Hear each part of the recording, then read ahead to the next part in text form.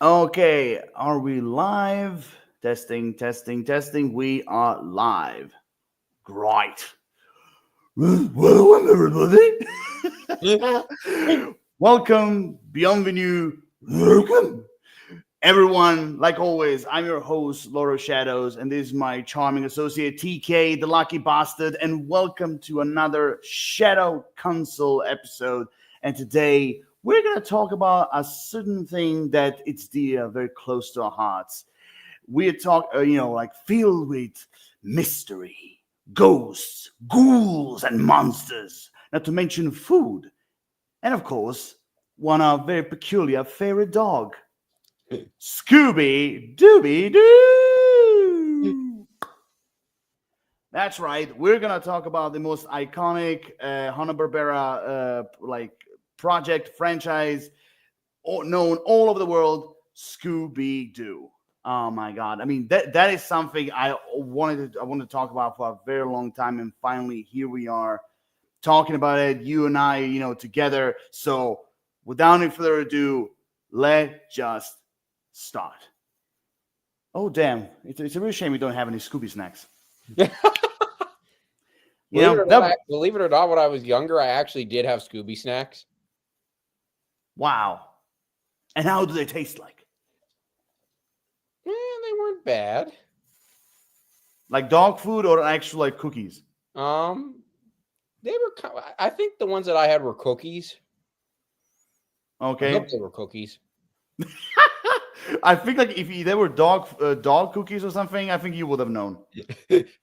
I think you would have known the overall difference between an actual sweet sugary cookie from like a very salty dog like cookie. I think like you would get the difference.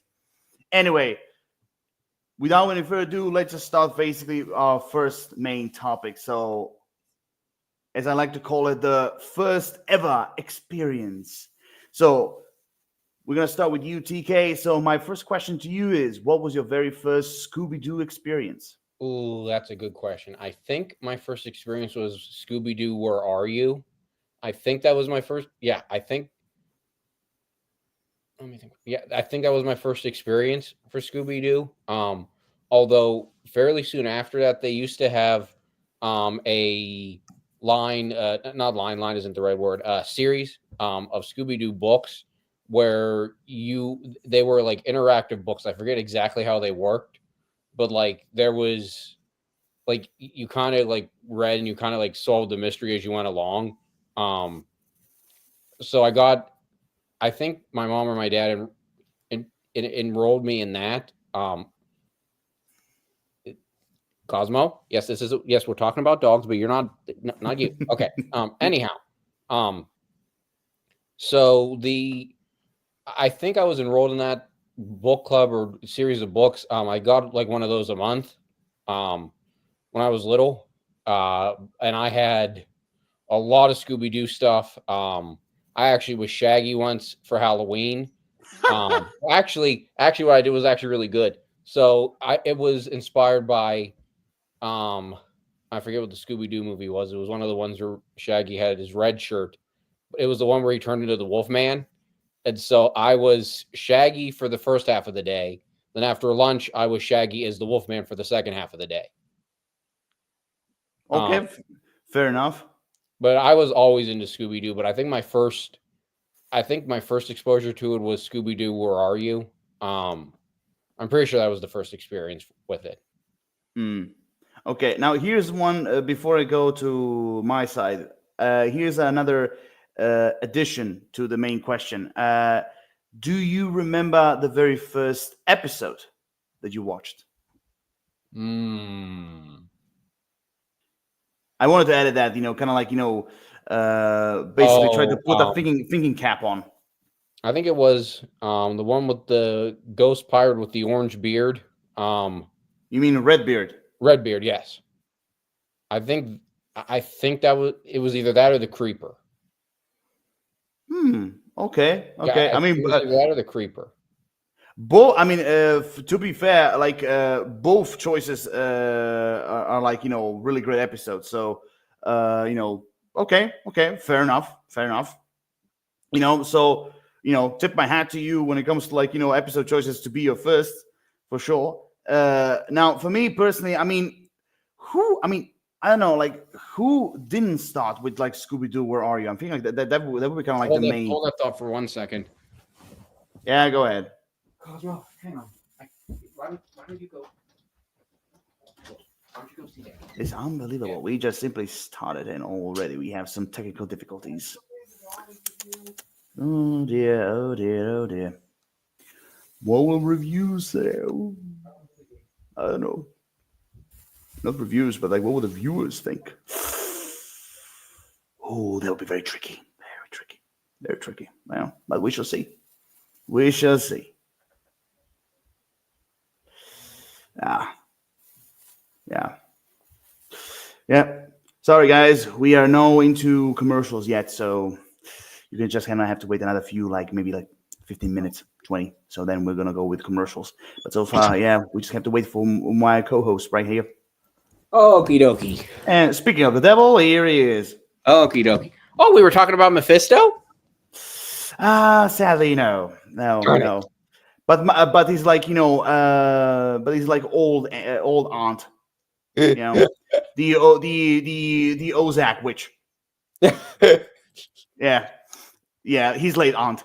Anyway, so I would say like as I was talking about before, like who actually didn't start with Scooby Doo? Where are you? I mean, like I think like basically almost every Scooby Doo fan started with that.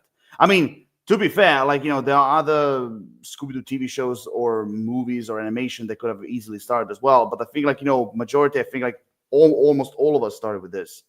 Because even for me, my very first introduction to Scooby Doo was Scooby Doo, Where Are You? Because I like all the cartoons, I used to watch them on the Italian channels.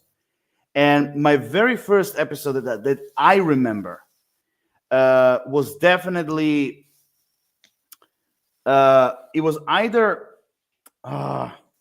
so for me personally, again, just like for you, 2 episodes were like it was either the Captain Cutler one, or it was the one where they enter the castle and like the very first thing how the episode starts like with a gypsy woman who later on was supposed to be a guy who played Dracula in a castle. Yeah. So it was supposed to, like, so it was definitely like one of those episodes, either Captain Cutler or one, or it was this one. I'm not sure, but like one thing for certain, one of those episodes was definitely like my very first experience with Scooby Doo. Where Are You? Now, I want to ask you this: like, what was your like when you were first introduced to Scooby Doo? What was your overall how can I put this? Like, first like out of the blue thought. So I think my first thought was that it was a cool concept. Well, I mean, I was a little kid, so I don't think I thought that. I don't think I thought that deeply, but I think I thought it was cool. I think I kind of, I don't know, for whatever reason, I was really the character that I really kind of like. I'm trying to think the right word. The character that I kind of really not identified with, but the character that kind of drew me in was Shaggy for some reason. I don't know, just because he seemed like cool. I don't know. He drew me in really. I think that and the Scooby Shaggy dynamic drew me in. And I mean, it just I liked it. I think I've always liked mystery stuff. So that kind of was also a draw for me. And it just, but I think my first thought was that this was cool. And I mean, for whatever reason, it just became one of my obsessions. Okay, fair enough. I mean, who doesn't have an obsession with Scooby Doo? I mean, almost everybody. But for me personally, like there are 2 things that kind of like draw me into Scooby Doo. One was, of course, the shenanigans between Shaggy and Scooby. I mean, who doesn't love that? And second were literally the ghosts, ghouls, and monsters. Like I just love their designs. I love the the overall presence they had in every episode. Like in each and every one of them were like a different one. And so basically those are kind of like my 2 primary things that kind of kept me going with like the overall Scooby Doo franchise. Well, I mean, now, like, go ahead. I'll say one thing that just made me think of thinking back on it, because I started watching like on I'm trying to think what it was on HBO Max. I watched a couple episodes a couple times over the past couple years. I watched them here and there, just for that, just something to watch. And the one thing that, looking back on it, I wish they'd cut out, and I wish that I wish to God that they would go back in the streaming and cut it out, is the laugh track. I find that so annoying. Oh yeah, I remember that. That was only in Where Are You show, right? Yeah. Yeah. I think because if I recall correctly, it was like at the very big first few episodes, and then they later on they removed it. I think they did as it went on. I kind of have a vague memory of that. Because I don't remember seeing it in all the episodes. I don't know. I just watching it back and hearing that laugh track. The thing I don't understand why they did it. It doesn't work. Yeah, because like I don't know, because as far as I remember, when it comes to my Hanna-Barbera memory, I think like they never actually did that before. Like they never did that with Yogi. They never did that with Captain Caveman or you Josie and the Pussycats, or like only like not Droopy. What's the blue Huckleberry Hound? Yes. Like with all the characters, even like the Pink Panther Hanna-Barbera character, like with none of them they ever did any like laughing in the background. I think like the Scooby Doo was the only one that did. Yeah, I think but I do agree with you, that was completely unnecessary. But I think like because it was like the start of is the start and everything. I think like I think there was maybe. I don't know. I have a feeling that's basically. I think that was supposed to be kind of like a test thing to see kind of like if it will work or not. Because again, you have to remember those were the 60s. Yeah, that's true. So those were the times where kind of like the animation, especially in television, not in movies, but like in television, it was kind of like starting to kind of like going basically. So I mean, again, I get it. Even I wish that they would remove it, but they removed it. But like somehow, but like since it was a product of that time, I was like, you know what, it is what it is. But I do agree with you. It's completely unnecessary. That's for sure. Yeah. Now, I think that might be a little bit dumb, but like I'm still gonna say, put it here. Who is your favorite member of the Mystery Incorporated? Now, let me make it easier for you, or a little bit, or even difficult. I'm not talking about just the Where Are You TV show. I'm talking about like the entire Scooby Doo franchise. That means Scrappy. That means even that. What was the name of the gray dog with the red hat? Oh, that was supposed to be Scooby's either cousin or brother. I can picture him. Yeah, but you know who I mean. Yeah, I can picture him. He always had a spyglass, and he was like mystery. Duh, duh, duh, duh. He's always doing something like that. I can picture him. But so with that in mind, with all the shows that we're in, who is your overall favorite member of the Mystery Inc? I think Shaggy. I mean, that's no surprise. Okay. Yeah, I think Shaggy. I mean, look, I'm gonna say right away. I mean, that's of course obvious. Like, I don't think like even like Scooby Doo fans, I don't feel like any of them. I think like very rarely you'll see people pick like Fred Jones or Daphne or Velma, like but because a lot of people say either Shaggy or Scooby or both. But for me, again, it's a very obvious answer. It's Shaggy. I mean, I just love his humor, the slapstick, the food obsession that he has. Yeah. I mean, well, you gotta love that he has a food obsession. He had Scooby eat like pigs, and Shaggy still like thin as a twig. I mean, literally, like they literally eat like pigs. I mean, just to get an example, remember in the Sarah Ravencroft, the Witch's Ghost movie? Yes. When they were like in that diner. Yes. Jesus, like that is a bloody example they eat like pigs. Now, just imagine if you put Shaggy in a Dragon Ball show. Oh shit! Shaggy and then Goku eating like side by side. Just imagine that. Can you? Oh, now I try to imagine Goku and Shaggy like a food eating contest. Oh, that would be so cool. That would be bonkers, crazy, and hilarious at the same time. That would Oh be my awesome. god! Yeah, yeah. But again, come on. I mean, again, with all the respect to the Mystery Inc., like to all the members, or as I like always we used to call them, Scooby Gang. All the respect to all of them. Like almost everyone will pick Shaggy or Scooby. Yeah. I mean, just look at the posters for not just simply the shows, but like the movies. Just take a look at the posters. Who are the main people? Shaggy and Scooby. Yeah. Every time. And why? Because they're always the ones who save the day. Every time. I mean, when you think about it. And I mean, Casey Kasem, okay, I didn't put that topic here, but like, I want to ask you, since we're talking about Mystery Inc. Members, I want to ask you, I mean, it's been like a lot of years since he took his place, but like, after experiencing Casey Kasem so much, and then Matthew Lillard now, like, who would you pick? Who would I pick? I don't know. I mean, they both actually are good in their own right.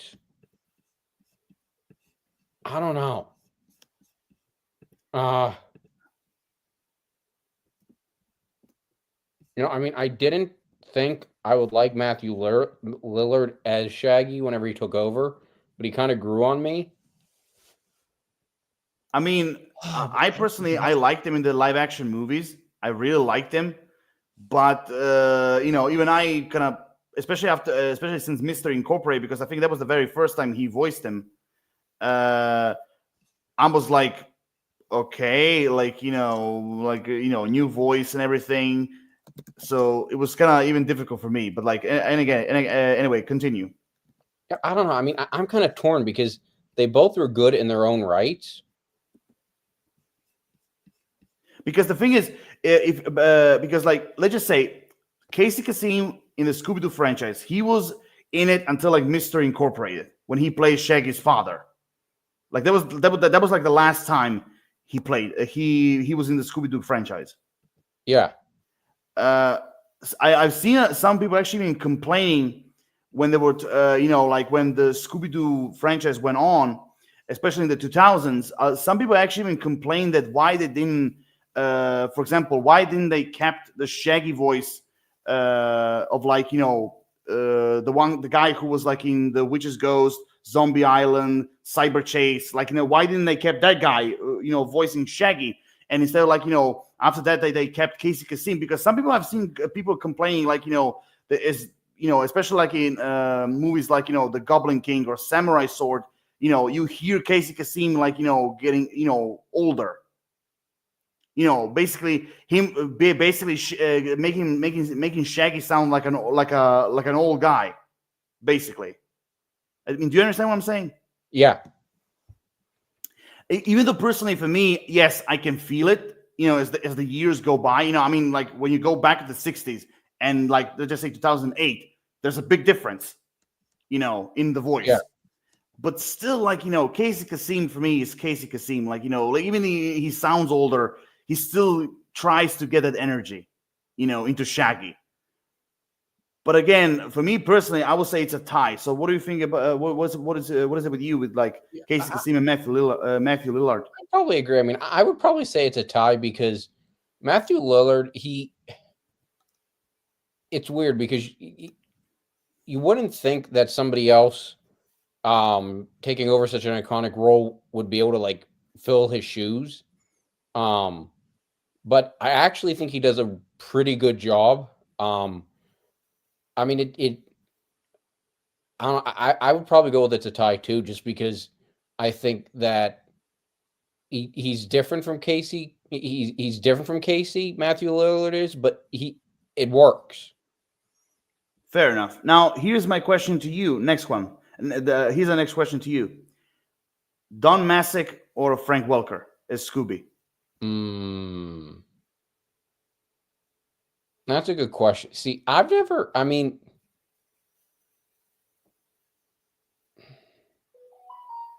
I might Go ahead. lean a little more towards Frank Welker. I don't know. That's a hard one. I might lean a little more towards Frank Welker. That's a. I get you.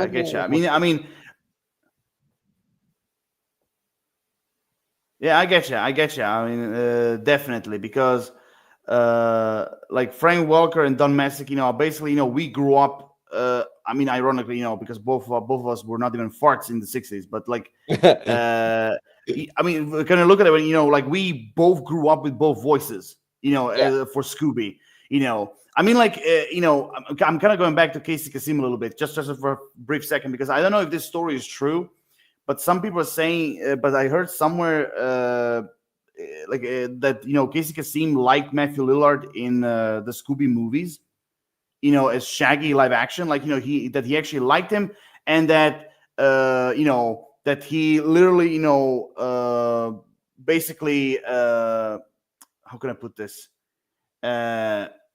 like gave him his blessing as the future voice of Shaggy, basically. Now I don't know if this is true, if he actually gave him his blessing or not. Because so I don't know. I mean, Don Messick, for me personally, Don Messick, I think Frank Welker replaced him. I think like because Don Messick died. Yeah, but there was also, you forgot a voice actor for Shaggy. I think it was like 1 or 2 movies, or maybe it was Scooby. No, I know. I mentioned him before. The guy who was like voicing him in Witches Ghost, Cyber Chase, and what was it one? The Zombie Island. Yeah, him I wasn't crazy about. I mean, he was all right. He was trying to mimic Casey Kasem's like energetic voice, like he was in the '60s. He was all right. I think he also voiced him in there was like a very cartoonish TV show, I think, like where there was like Shaggy and Scooby. Yes. They only had like like black spots for their eyes, and the main villain was like a scientist with like a robotic hand, I think. Yes. And I think the same guy who was in those 3 movies, I think he was voicing him in that thing as well. Yes. Was it? Yes. Yeah. Billy West. Billy West. His name. Yeah, Billy West. Wait, let me think. Let me just check something, because there's a website I go every time. He's also let me look him up to make sure I get this part. Oh yeah, okay, yeah. Okay, so the guy I'm talking about, let me check something. Okay. I have to go all the way back. Let me see. No, so basically, yeah, okay.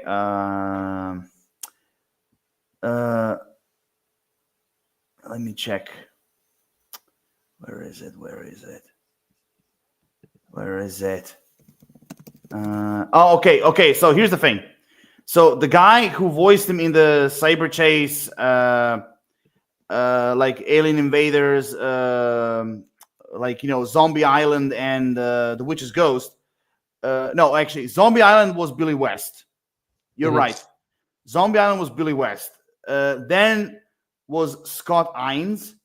Scott Ines. Okay. Yeah, Scott Ines, and the guy who voiced him in that very cartoonish show was Scott Menville. Oh, Robin. Yeah, it was Shaggy and Scooby Doo Get a Clue, I think it was called. Okay. Yeah, I mean, so from that show, I think it was a show, or was it a movie? Shaggy and Scooby Doo Get a Clue. Yeah, was it a TV show or was it a movie? I think it was a TV show. It was a TV. Oh, okay. I remember. Yes, it was a TV show. Yeah. Okay. So that guy who voiced Shaggy, he was fine. He was okay. Billy West, basically, he was trying to mimic Casey Kasem, Yeah. basically. Then Scott, like the guy who took after him, also he was trying to mimic Casey Kasem's with a little bit of like Billy West in it as well.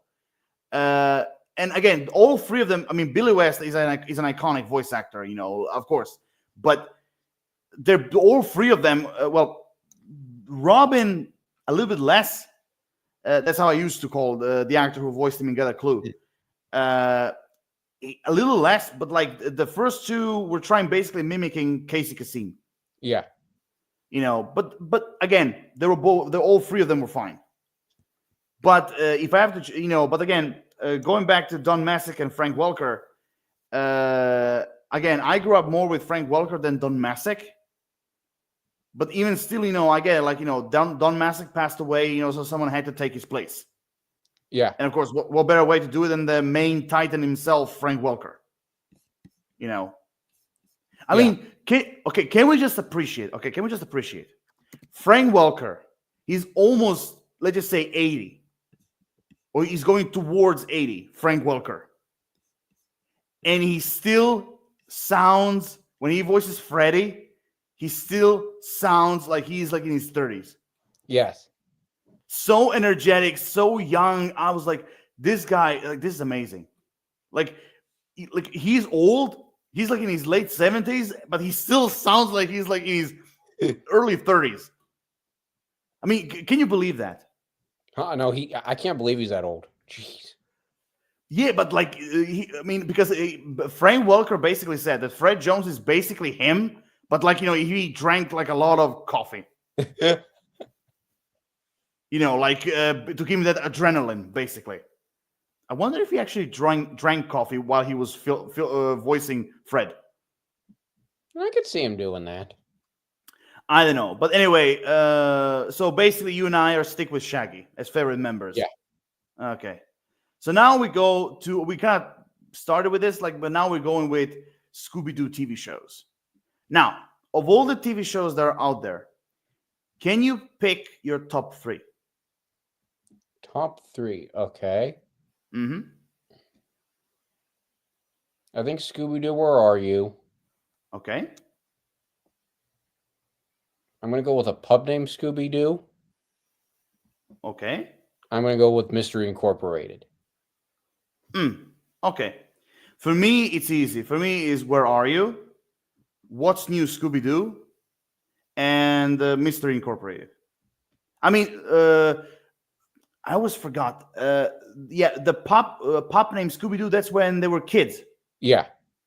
Okay. Don't get me wrong. Like that, I always felt like when you have those kind of like kids, like TV shows, like they had with with Scooby or the Flintstones. It's cute. Okay, those shows are cute. But that's for me what they always were, just cute. But they have to pick up shows that I really love, that even today I will watch over and over. I will definitely go with those 3. Like, Where Are You? What's New Scooby Doo? I mean, I just love that intro. Like, what's New Scooby Doo? They're coming after you. We're gonna solve that mystery. I love that intro. And of course, Mystery Incorporated. Yes. Because of some of the. So you wouldn't pick Velma then? Please don't go there. Don't go there. I thought you really liked Velma. Yeah, you really, that's really surprised you, huh? Yeah, I love Velma like I really wished I can find. I mean, I love Velma like a bunch of kittens drowning in a canal. By the way, I love cats, so I don't want to. I mean no harm to kittens. But yeah, that's the feeling I had with Velma. Yeah, like a kittens drowning in a canal, or like someone stabbing me like straight in the face, or like shooting myself, with the very first try on the Russian roulette. Yeah, that's how I love Velma. That's how I really love Velma. Ooh, yeah. Sometimes I really wish I went to the studio and just simply beat the crap out of all of them. and saying, what the fuck were you thinking? Because they literally, like, I was feeling sick how they ruined the mystery gang, the Scooby gang, sorry. But what really pissed me off, that made me feel like erupting like a freaking volcano, is what they did to the Hex Girls. That for me was the line that, like, that is crossed. That for me was like, okay, this is fucking war. Okay, now I'm fucking pissed, like erupting like a fucking volcano. Like, so yeah, I think if that's not enough for you that I despise Velma, I don't know what it is. Shit. Oh God. Yeah. Yeah. I mean, if speaking of that, if there are two, when it comes to shows that I despise, I would say Velma and of course Be Cool Scooby Doo, because of the design. Yeah, I'd probably agree with that. I'd probably agree with definitely Be Cool Scooby Doo because yeah. I mean the design remind me so much of regular show. The Yeah. design. Yeah, it didn't work for me. That show, it didn't draw me in. Nothing about that idea, like nothing really drew me in with it. Now, Mystery Incorporated, that kind of, I remember that came out my senior year of high school. My senior year of high school, it was, I think. Or it started my senior year of high school. The show came out for me literally like when I started going in high school. And I don't know why. I mean, it had the vintage feel. I also kind of like how it at least started off with Shaggy and Velma dating. Yeah, I thought that was cool. I wish they hadn't. I wish they hadn't broke them up. I wish they'd kept them together because I liked that. I liked the whole Fred and Daphne thing too. In that, how they kind of address, like how they kind of like finally. I mean, even though everybody knew they were together, but I mean, I love how they kind of address those relationships. And I just thought that show it had that. It had the vintage vibe. They all pretty much had their vintage appearances. I mean, a little bit different, but I thought it was a good show. I liked how it kind of had like a linear plot that like ran throughout the show. I think having Lewis Black as like kind of like a guest voice in that show was also a good move. Yeah, I think that show for me, that's probably one of the best Scooby Doo shows. Speaking of Mystery Incorporated, the reason why I love Mystery Incorporated, because first and foremost, the type of Scooby Doo stories, and this kind of topic, I'm going to mention that even as we go along. But the reason why I love Mystery Incorporated so much is because first and foremost, they did something that you very rarely see, and that is they gave the Scooby Gang like an actual supernatural threat. Yes. Like, and I'm not simply talking about like the evil entity. I'm talking like even like the little like cocker spaniel that like Scooby was in love with. Like even that dog was like with supernatural elements and everything. And also the idea of the disc, basically. Yeah. And like different generations of Mystery Inc. basically, like, which for me was like a great idea. And basically, even though you could kind of say like the overall hunting down the monsters / ghosts, it's basically the same traditional thing like they do in almost every show, but like the overall main story that it is what like actually I was more interested, out of all the hunting down ghost thing, I mean, Professor Pericles, fucking owl with a scar, like he was a great villain. I mean, Udo Kier, who voiced him, like he did a phenomenal job.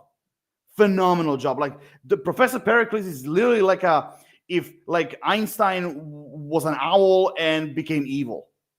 That's Yeah. really what Professor Pericles was, And again, those like Nazi-like robots that he had. By the way, a pretty cool touch, And also, the other thing I really loved about it is that how dark it was. Yes. It was very. I'm not gonna say adult. I would say it was more oriented towards like teenagers and young adults, basically. Because first and foremost, people died in the show. People died, like even though they died off screen. Like for example, the guy who worked for Mr. E, that bald guy. Yeah.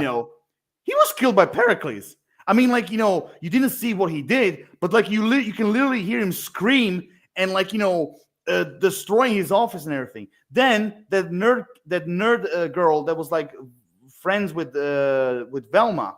Yes. The robots shot her.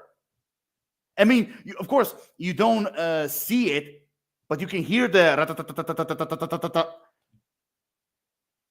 They're killing people, and I was like, I mean, and also not to mention, like I mean, the evil entity devouring basically the entire Crystal Cove. Yes. I mean, and that's why I love because, like and that's why I love Mystery Incorporated, and why I think it's very underrated as a TV show because the storytellers, the showrunners here, they did a lot of bold moves in this one.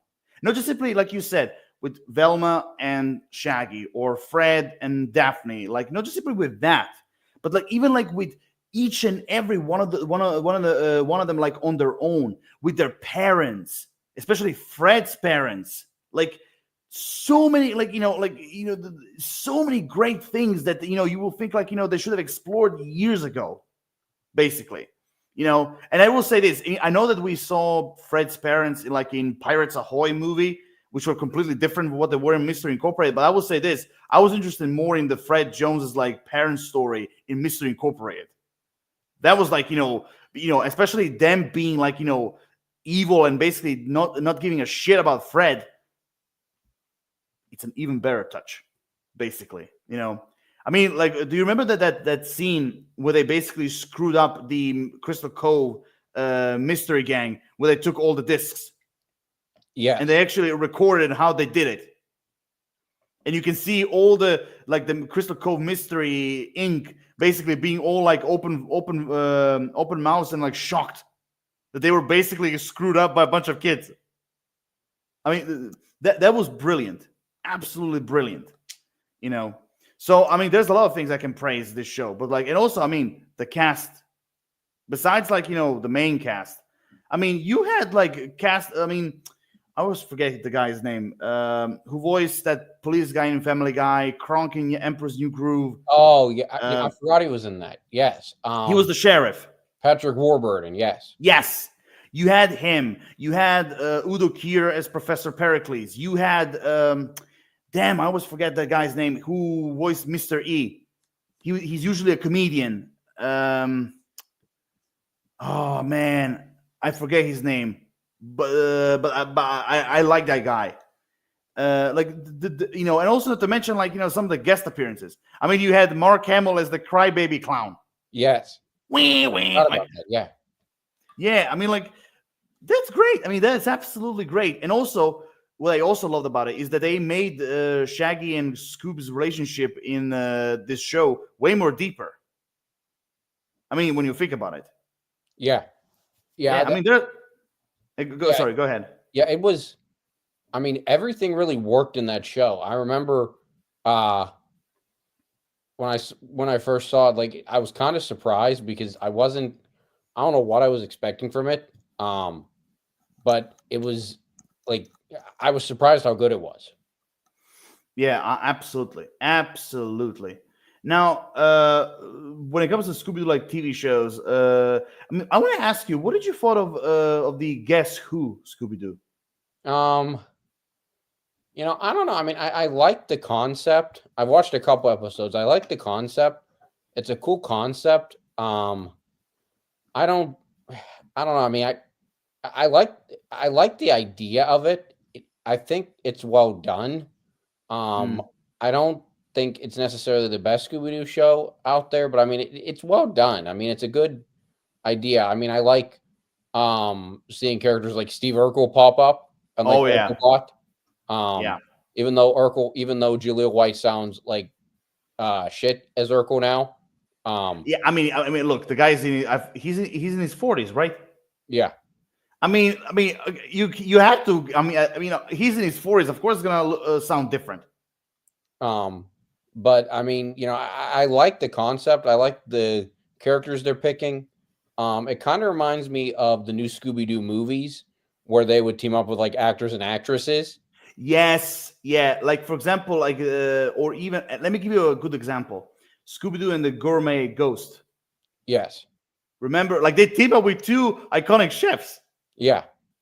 You know, even though personally, I will say this: when it comes to me with Guess Who Scooby Doo. I mean, for example, when you have Batman, Joker, Steve Urkel, characters like that, I'm fine. But what I hate but what I don't like is when celebrities voice themselves. I don't like that concept. Yeah. I mean, when you had, like, for example, Ricky Gervais in it, or when you had that actress, I forget her name. She like short hair, big nose. Oh, What's her name? But while we are thinking, we have a comment. Kelsey, hello, Kelsey. First, and also Scooby Doo Incorporated was the best. Oh, you mean like Where Are You and Scooby Doo Incorporated? Yeah, I mean the first one is definitely a classic, and Scooby Doo yeah. Incorporated, like I said, a lot of ballsy move that really really worked. So I Yeah. definitely agree with you, Kelsey, on that one. But anyway, so the point I was trying to say is that, like, when you have characters like Steve Urkel, okay, I get it, it's cool. But when you have like actors like voicing themselves or celebrities in general, I don't like that. I mean, it's still like, giving Ricky Gervais and other celebrities, give them characters that for them to voice. And instead of doing that, you give them like basically voicing themselves. I mean, for example, Mark Hamill, the one thing in voice acting he hates is doing himself. Literally. I mean, like, from, like, for example, when he voiced himself in oh shit, what was that the show called? That guy who was a nerd and then basically became so all electric. Oh. Um, um, Oh crap. you know what I'm talking about? Yeah. Very bonkers, like, Animaniacs.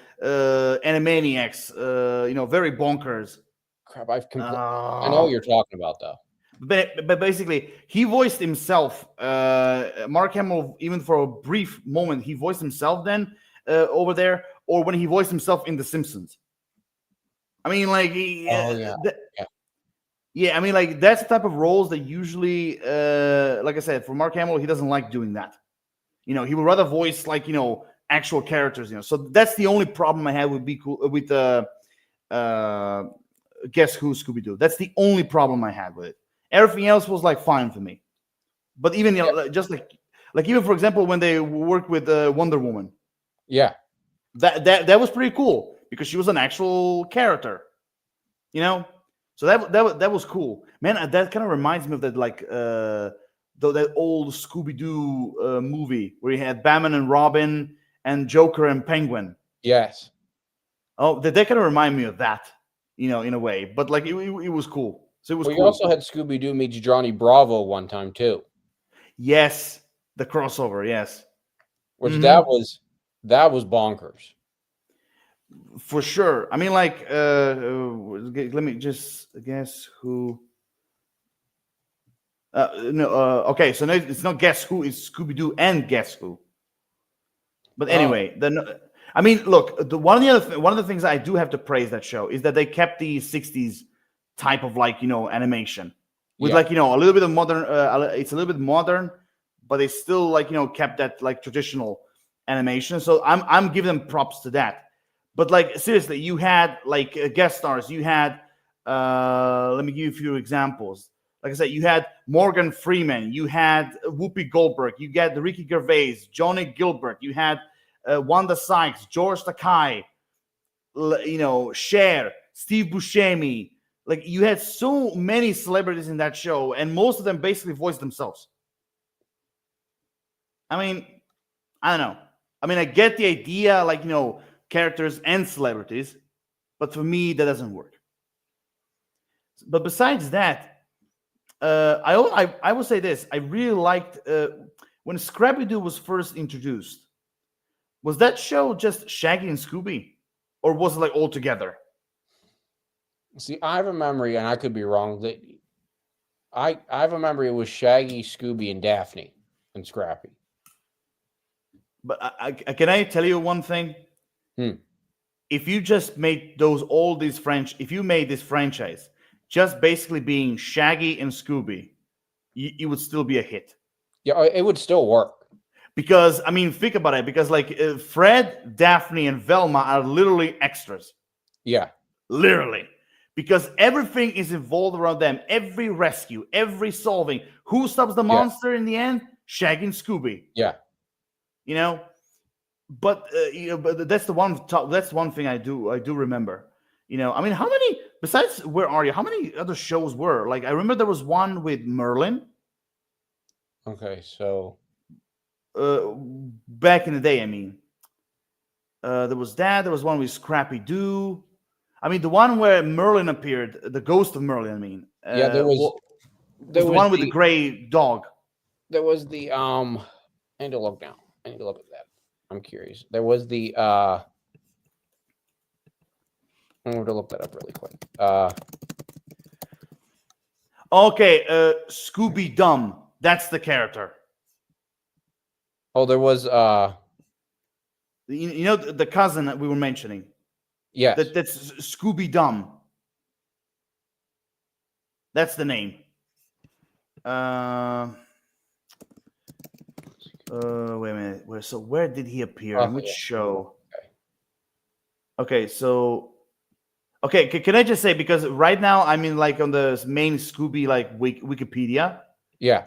Can I just say the family: Dada Doo, Mumsy Doo, Scooby Doo, Yabba Doo, Scrappy Doo, Whoopsie Doo. Can I just say those are cool names?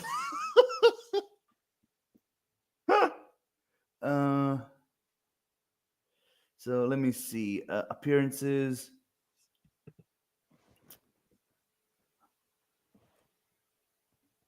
Okay,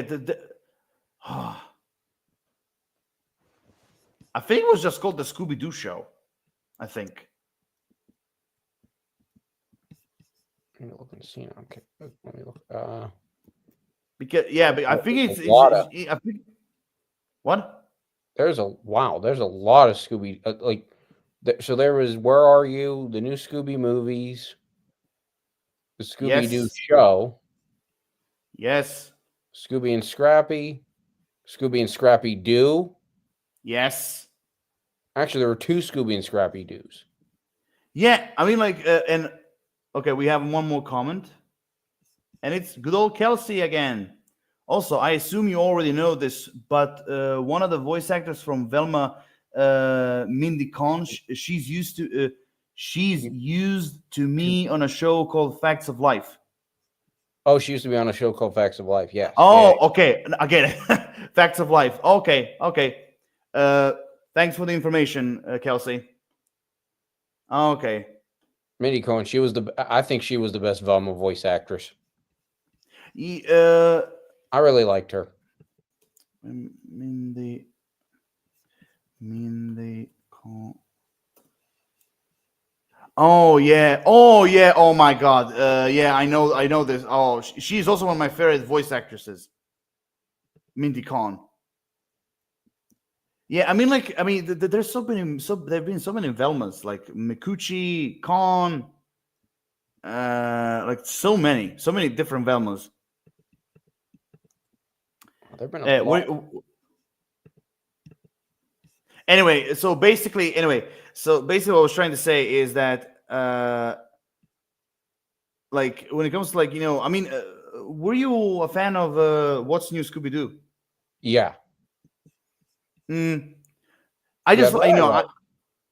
sorry, go ahead. Yeah, that I liked. The animation was, I kind of liked where they went with the animation in that. Um, I kind of liked that it was. I think the thing I liked about it at first was it was Scooby Doo, but it was updated in like the 21st century. Yep. Um, which I thought was cool. I also thought it was cool. The so I think I'm trying to think of no that one, but the cast again in that was I thought really good. Like the other, I mean, pretty much the casting in all the Scooby Doo shows have pretty much been really good and really Mm. solid. Um, but I just like what's new Scooby Doo. I'm not sure I liked how they kind of, they kind of, this happened with Goku and Dragon Ball. It kind of happened with Fred and Scooby Doo. Is they kind of dumbed Fred down a little bit in the newer uh, shows. They make him much more like he was as a kid. Um, Yeah. I mean, I wouldn't which say I don't know. all.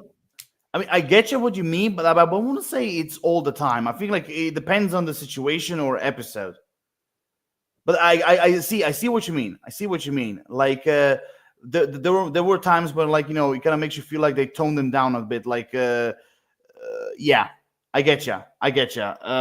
Definitely, like for sure. Other Yeah, than that, though, I mean, I really liked what's new Scooby Doo. I thought it was good. I thought it was, um, I like I said, I like the animation. I like the whole like modernizing it. Um, and I also kind of liked. I know we'll probably get into this later. The movies. I also kind mm, of liked though how Scooby Doo 2 Monsters Unleashed. How it kind of was more of an adaptation of what's new Scooby Doo. Um, how it basically, kind of yeah. took elements from that. So I kind of like that too. Um, no, what's new Scooby Doo? I thought was very solid. Yeah, I mean, like I told you, like one of the things I loved about what's in Scooby Doo, first and foremost, is the intro. Like very modernized, but Yeah. that like kind of like rock like music and everything. It really fitted the intro.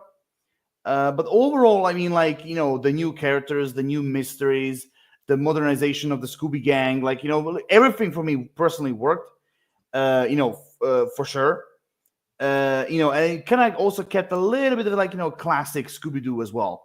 I mean, basically a lot of TV shows besides Be Cool and Velma, besides those two shows, like almost all of them were all done like in a very traditional Scooby Doo way. The only Yeah. exception is Mystery Incorporated because there was a lot of Yeah. ballsy things they did there, but like everything else, you know, no other TV show I actually had any complaints at all. Basically, Yeah, no, I don't really have any complaints about any of it. I mean, I think they're all good. They all kind of have they all kind of have like the same like spirit. Um, mm, they all kind of capture the spirit of like the original. mm, Um, I don't really have any complaints. I mean, I think my only complaint would be the same as you, Velma. And I think yeah, the issue with Velma is so that I respect. There's one thing I respect about it, and that's that they wanted to try to do something different and bonkers and off the wall. I yep, like that. I think that's a cool thing to do, and I respect that. But the problem is, I think they went too far off the wall. I think they had their too heads up far. their butts, and yeah, screw it. I'm going to say it. I think they had their heads up their asses a little bit, and I Yeah, think that it didn't work. I mean, first and foremost, uh, with all the respect to the main actress who voiced Velma, I mean, because I like her in TV shows and movies. Yeah, So with all the respect to her, but that was not Velma. no, Number one, what they did with Daphne, Fred, and Shaggy, I was like, what the fuck am I watching? I'm like, first and foremost, Daphne, they turn her. I'm sorry, I'm gonna swear a lot in this occasion, at this particular moment. But like, they make Daphne into like a narcissistic, arrogant bitch, basically, who doesn't she doesn't give a shit about anybody except herself. And I was like, but that's not Daphne. Like, that's not who she is. Also, Fred, they made him into a jerk. I was like, that's not Fred. And what they did with Shaggy, I mean, like, oh my god. And also, where the fuck was Scooby? yeah. Well, I'll put it this way: comparatively speaking, Scooby Doo: The Mystery Begins and Scooby Doo: The Curse of the Leg Monster were Okay. far better than Velma. Oh yeah. Oh, 100%. I A now I hundred wouldn't say percent. those two movies are gr- I pretty much those two movies I put on the very, very, very outer limits of the Scooby Doo franchise because I don't really consider. I mean, they were good, but I don't really consider them like great. I think that a lot of the other stuff, animation and TV shows, really eclipses them. Um, but I think compared to Velma, I think they are so much better. Oh, I agree. I 100% agree. Which kind of brings me to another topic, which is Scooby Doo live action movies. Now, when you first were introducing the Scooby Doo live action movies, I mean, did you have any doubts or fears? So I didn't really. It was actually around the time when I was really little. I, for whatever reason, was against live action movies completely. I only wanted Mm, animation. mm. I would to the point that I wouldn't go to see a movie if it were live action. And I think Scooby Doo was the first live action movie I really got into. And here's what I'll say about it. First of all, I didn't know till like a couple years ago that James Gunn was behind it. Um, Yeah, when I me learned that I too. was when I learned that I was like, holy crap. But so here's the thing. I liked it. I thought it was good. I was surprised.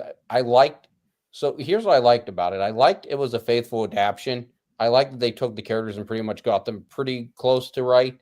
I mean, they were a little bit there was a little bit uneven, but for the most part they were right. I thought that Matthew Lillard was probably the most spot on in his portrayal. Oh Um, yeah, I think that he should have gotten I, I don't know how they got paid or anything, but I think that he should have probably gotten paid the most because I think that he was into it the most. I think that he had the most energy. I think he cared the most. And I think he was probably the MVP of that cast. I can tell you right away because anyone who has seen the Scooby Doo live action movies, they will tell you. Well, I mean, those two live action movies because there were other live action movies, more like TV movies, but like we're going to talk about them a little bit later. But when it comes to those two main movies, anyone, anyone will tell you that the best part of those movies was Matthew Lillard as Shaggy. Yes. He was the best part, and he was because he embodied Shaggy so good, Oh, so and I good. love that after credit scene in the first movie where they're eating the peppers. Oh yes, I think so Shaggy. my complaint about that is that should have been they should not have had that at the end of the movie. That should have been like actually in the movie. Yeah, Because that was for me that was gold. Now I will say absolutely. reading about some of the more adult stuff that they wanted to do with it in recent years, there's a part of me that wishes that would have loved to see that. There's a part of me that like had they done that, I know a lot of people would have complained and moaned about it, but Mm. it actually could have been good. Yeah, I mean, like the when it comes to the adult thing, like yeah, there were some ideas they had, like what to do with them, how, like for example, there was like an idea where Shaggy and Scooby were basically junkies. Yeah. That I heard that idea, and Well, that would have been if they'd actually done that. The funny thing is that wouldn't have been a huge stretch to do. I mean, Like to they be could have to be easily done that. Like in my opinion, they could easily do that if they ever want to go back to that in a Scooby movie. If they ever want to recycle that, I think they could easily do that. And I think that a lot of people would be like, "Yeah, well, I mean, we kind of knew that."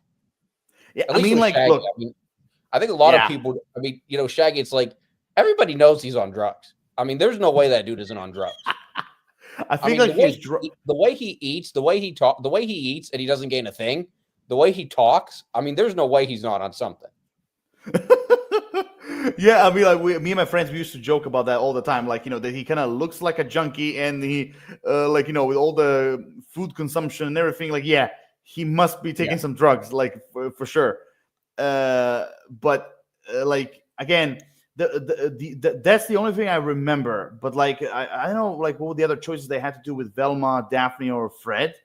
Oh, they were gonna But have. I remember there was one. They were gonna have Velma and Daphne kiss, okay, which again, okay, whenever I read that, I was like, well, you know, people. There would have been people who would have complained about it, but honestly, I wouldn't really have. I mean, it would have yeah, been different. It would have not been what it wouldn't have been based in any like source material, but it could have worked.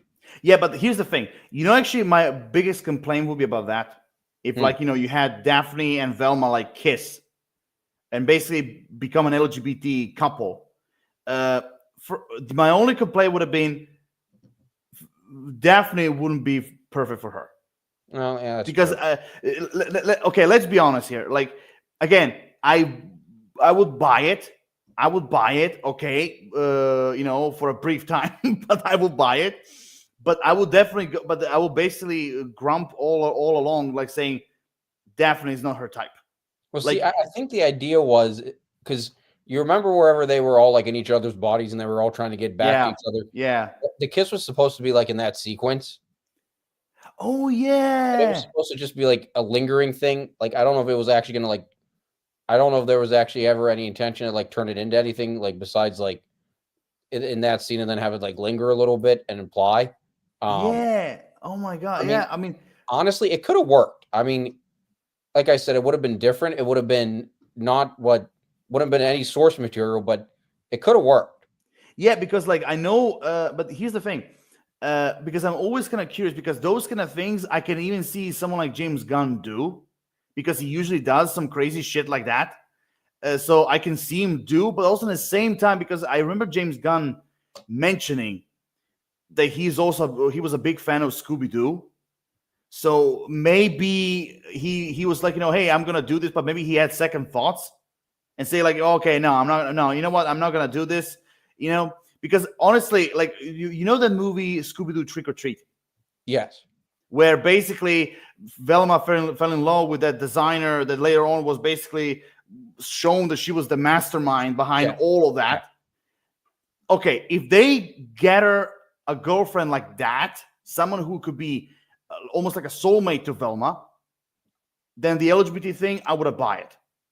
Because I'm telling you, like the Daphne and her, I can't see them together because they're complete opposite of each other. Also, can I just say the person who played Velma in the live action movies, I think, is also Clint Barton's wife. I think she is. I forget her name. Check. I'm blanking on her name. Yeah. But I will say this. Okay. Yeah, her name is Linda Cardellini. Yes, that's her name, and she wasn't she also in Bloodlines? I think she was in Bloodlines too. Well, the movies actually mostly I remember her. I remember her from movies like Legally Blonde. She was also in Daddy's Home 2. Daddy's Home 1 and 2. I know that she was also in Green Book. I remember her from there. She was in The Founder. Then I remember her in Good Burger as well. And that's basically pretty much it. Oh, by the way, like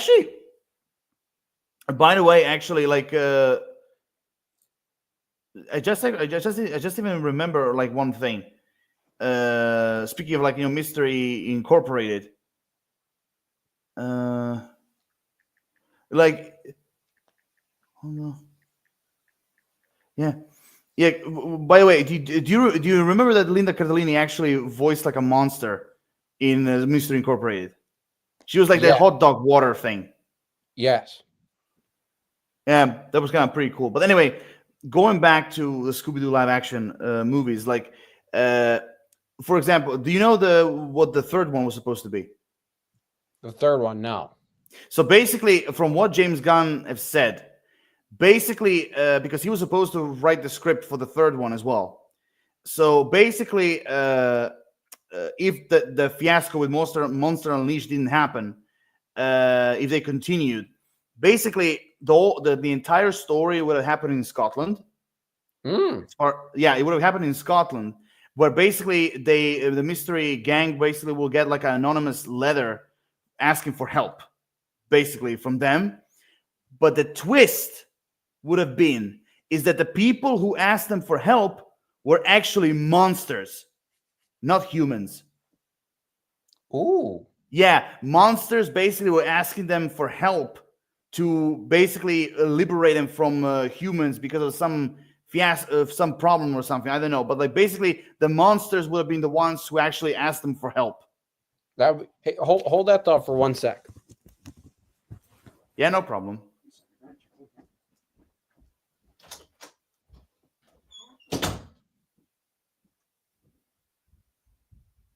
Mm-hmm. Man, like I wish like most Scooby Doo 2. I mean, I wish that if didn't bomb the review wise and box office, man. Like I really wish they would have made that Scooby Doo 3. Man, like that twist with the monsters, that was a great, that would have been a great twist. Oh my god, because in all the like Scooby Doo franchises, like we never actually seen, we never actually seen monsters being the ones asking the Scooby Gang for help. Man, what a twist! What a twist that would have been. Yeah. Okie dokie. Okay. So basically, what I was trying to say is that, like, for example, I mean, I mentioned that like with other different movies, like Scooby Doo 2: Monsters Unleashed, was literally like a Frankenstein's monster. Yes. Because first and foremost, like, okay, so from the monsters that we got Miner 49er, we got the Tar Monster, we got the skeletons, one-eye skeletons, we got the Cotton Candy Ghost, we got the what was it, 10,000 volts ghost or 20? Yes. I think the 10,000 volt 10,000 volt 10,000 volt ghost. Okay, so it was him. There was the masked figure guy who created them through the machine. There was also the zombie guy that was like, with the witch in that episode in Scooby Doo. A lot of people thought like that was the creeper, but like if you look at his face, he was definitely that monster that was with that witch in Scooby Doo. Where are you? Definitely. We got him, and who else? Who else? Okay, yeah, the Black Knight and Captain Cutler. Those are like the ghosts that basically this mystery guy had as his crew. But if you look at the movie, and basically they were planning to get more monsters into this. I mean, oh my god! I mean, I've literally seen screenshots and test footage where they actually had to have the ghost clown, the creeper, Redbeard, the headless horseman, the Ozim chasm wearer witch. Like so many different monsters were supposed to also be in Scooby Doo 2, but they scrapped them after doing all those costumes and everything. Man, I mean, first and foremost, why didn't they kept Redbeard?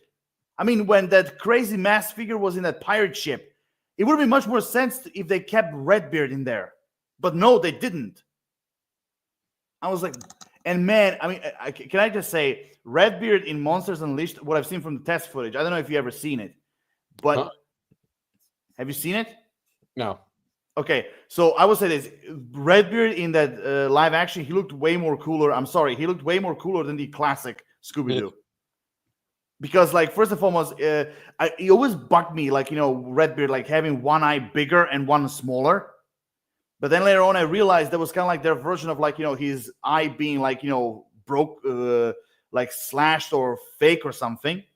But in the movie, he was supposed to have, like, an eye patch, a hook, and a peg leg, basically. And his beard would have been much more reddish, basically. Man, I really wish they kept them, But one thing I will give them credit for, Scooby Doo, the first one, was they had really some bold choices. Yeah. For example, I liked the first one. I really liked having Scrappy be the villain. Yeah, that was a good move. Yeah. I really liked the first one. The casting I thought was great. I mean, Matthew Lillard was definitely the best. I mean, the rest of the cast though were good.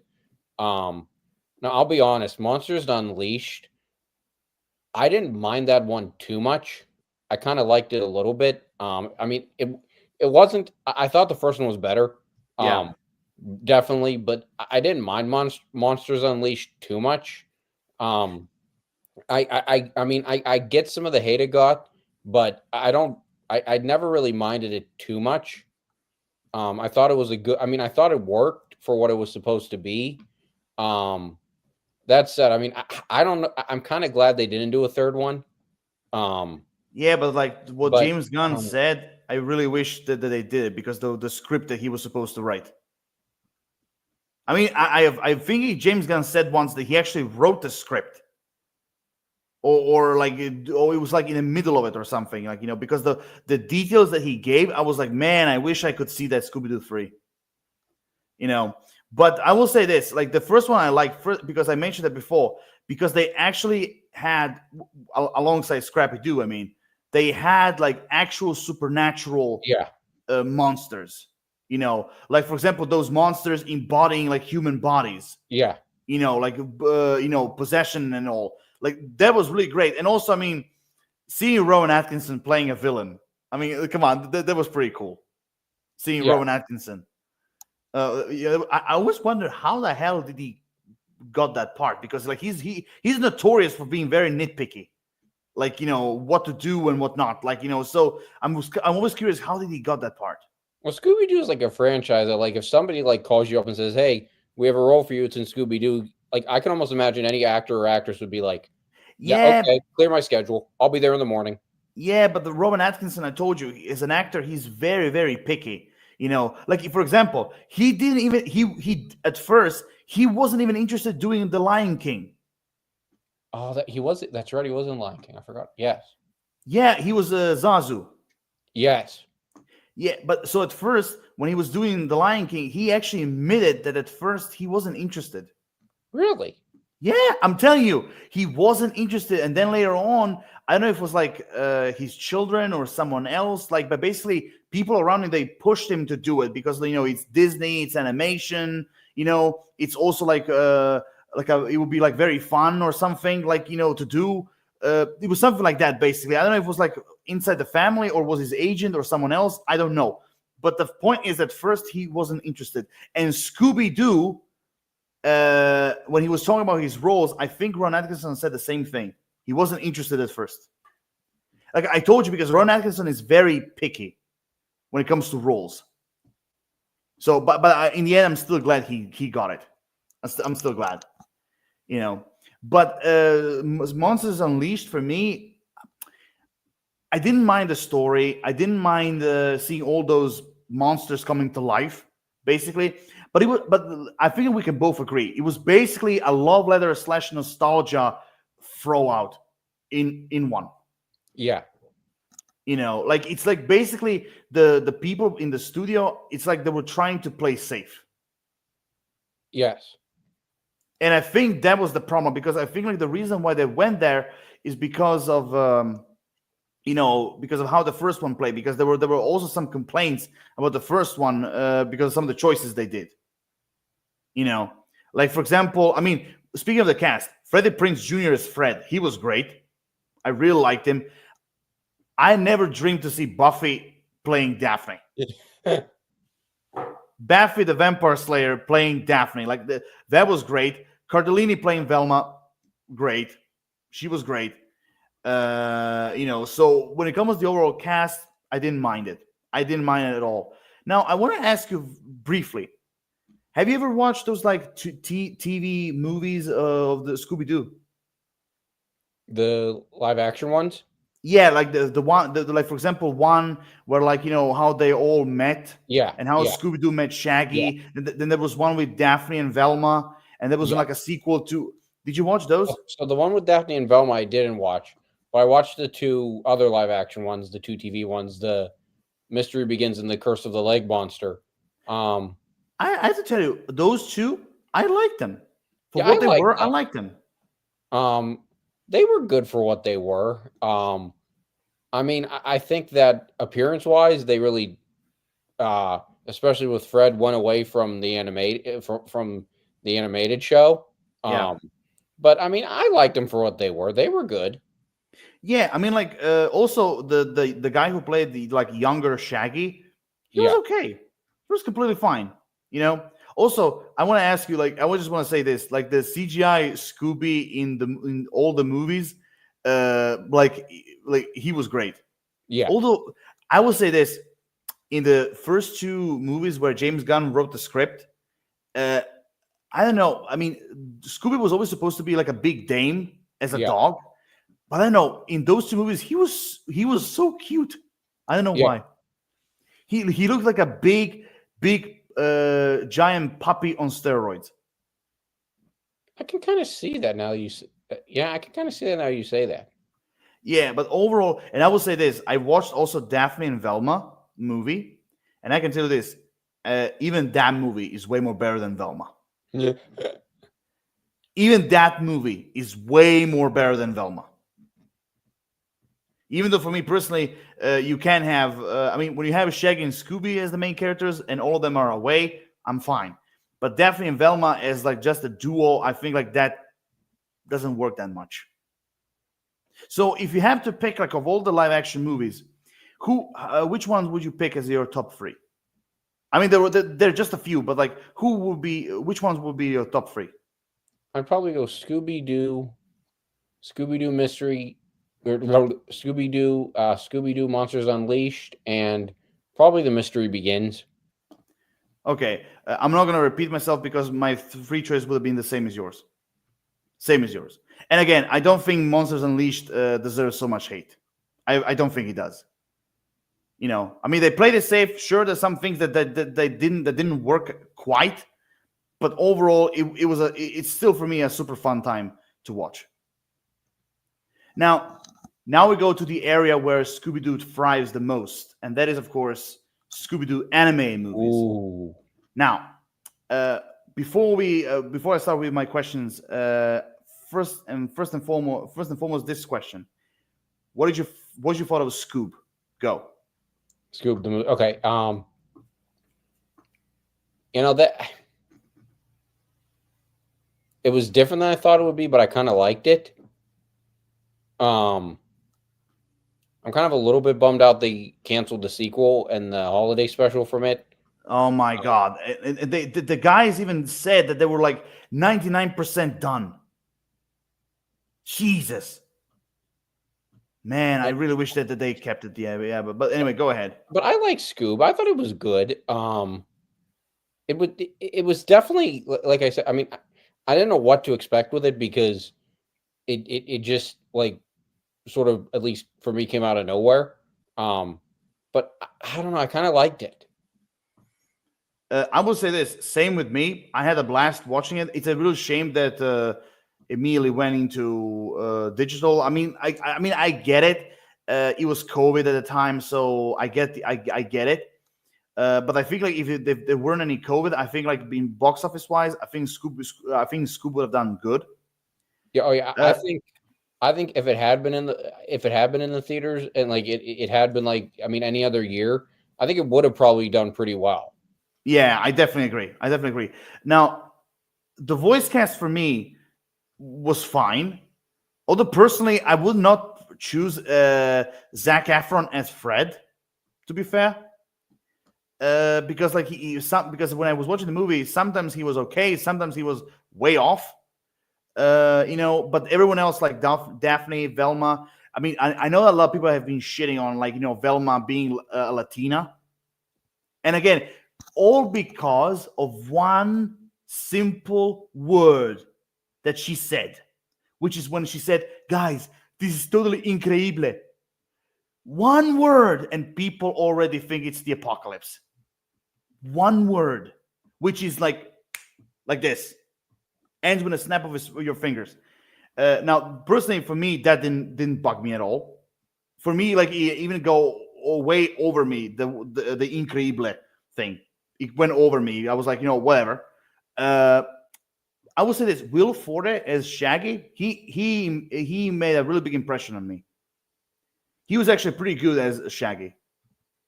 A lot of people they don't give him credit that he deserves, but I felt like he was a pretty good Shaggy. I mean, what do you think? Yeah, I thought he was good. I mean, I really thought even Zac Efron, although I do get what you're saying about him, but I mean, I thought they were all pretty good. No, they were okay. They were okay. But a lot of people, even though they love Jason Isaacs, a lot of people were criticizing that he wasn't good for Dick Dastardly.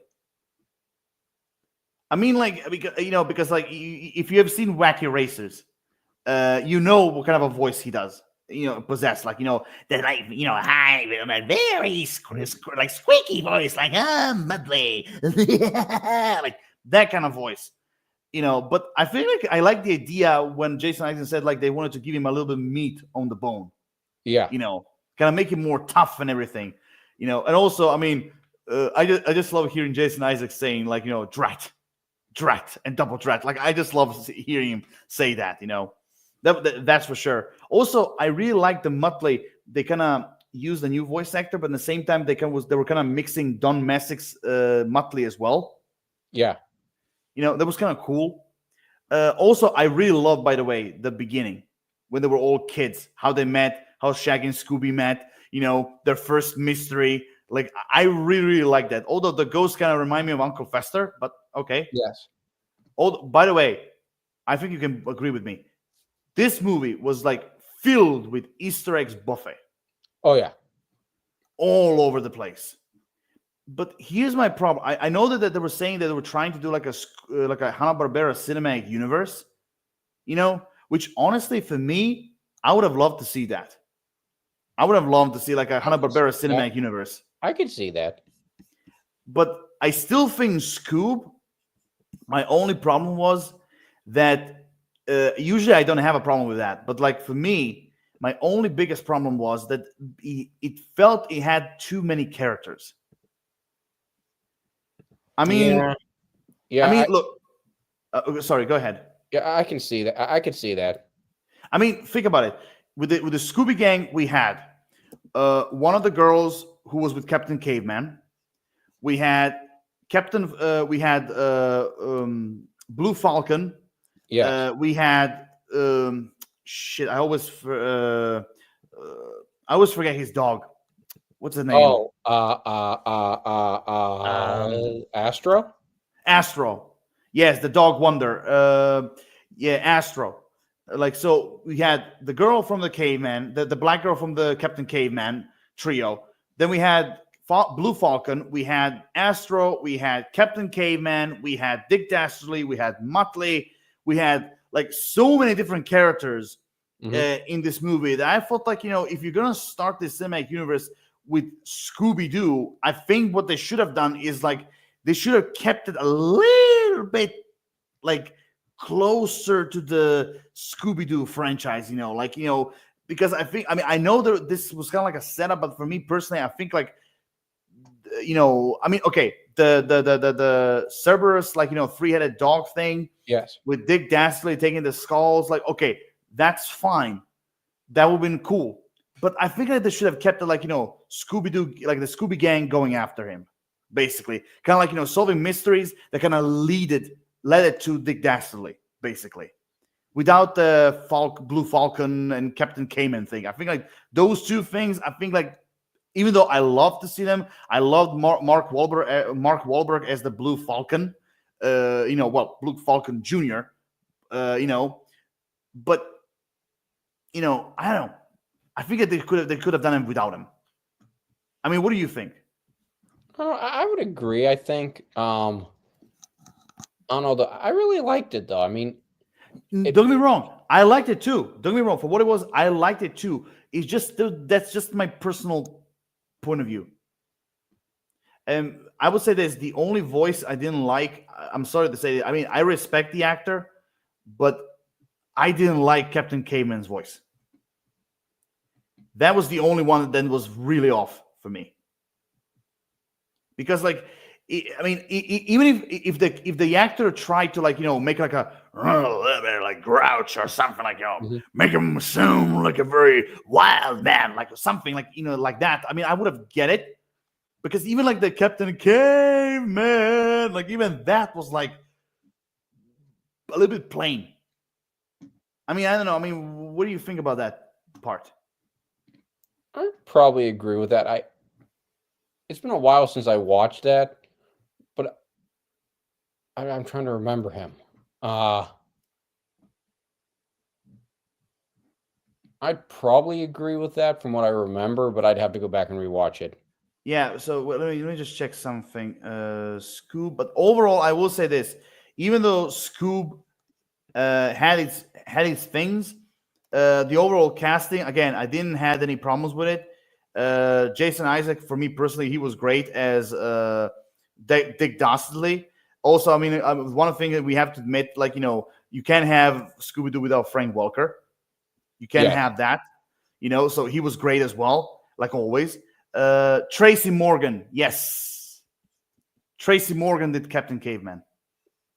Oh. Yeah, he was the voice of. And again, I love the guy, but for Captain Caveman, he was not a good choice because he was basically being himself. You know, but even still, I like the movie. I had a blast, and I can rewatch it over and over again. So anyway, now with all that being said, now here's a question I have for you. Mm-hmm.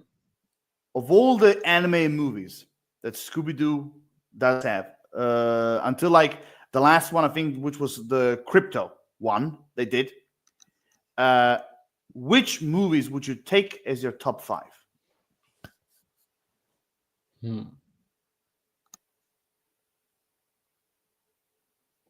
Zombie Island.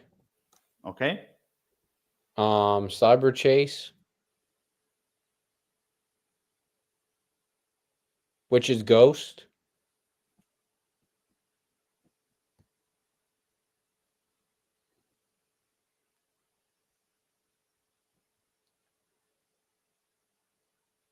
I'm trying to think I'm trying to think of the movies.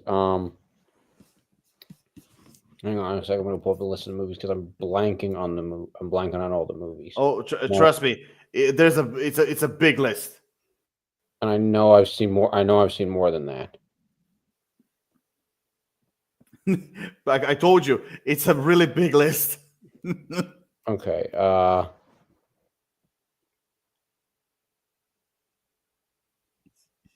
Oh, Alien Invaders. I liked.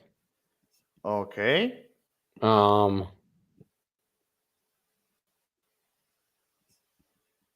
I'm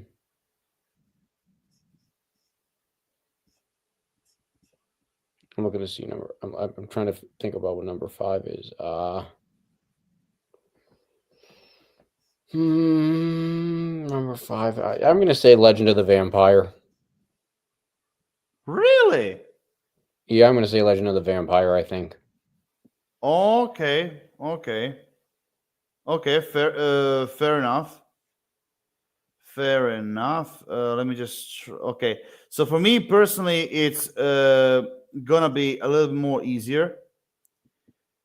Okay. So for me, my top 5 would be Scooby Doo on Zombie Island, Mm-hmm. The Witch's Ghost, Cyber Chase, Pirates Ahoy, and number 5, I'm going one of the recent ones, Camp Scare. Ooh. Camp Scares, Camp Scare. But you know what? I'm gonna add the number 6 just for fun. The closest one to that is also gonna be Shaggy's Showdown. Okay. Yeah, but anyway, those are my top 5. Like again, Zombie Island, Witch's Ghost, Cyber Chase, Pirates Ahoy, and Camp Scare. Okay. Those are solid. Yeah, yeah. I mean, like, just like you, man. Like, I watched like all the Scooby Doo movies, every single one of them. And like, but I will say, even though I will say this, I did enjoy almost like all of them. But I want to, but here's my question I have next to you: Mm-hmm. which movies which anime movies of Scooby Doo do you think are like uh I don't like saying the worst. I would say are like not the best in your personal opinion. That's a good question. I don't think Again, I I like. go ahead. Sorry, go ahead. I don't know if I like Loch Ness Monster. Okay, fair enough. Um, I'm not sure if I liked. I'm trying to think. I'm trying to remember what. I don't think I like Chill Out Scooby Doo all that much. Okay, fair enough. Um, Where's My Mummy? I had a little bit of. I liked it, but I wasn't crazy about that one. That one for me was like okay. It wasn't bad, but for me it was okay. But I will say this: I did like I thought the twist in the end was like a little bit charming. Um,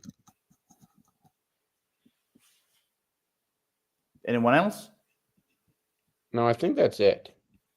Okay, for me, I'm gonna go with okay, for me, I'm gonna go with Scooby Doo Return to Zombie Island. Mm-hmm. That for me was like one of the worst ones I've seen. Even though again, I hate saying the word worst.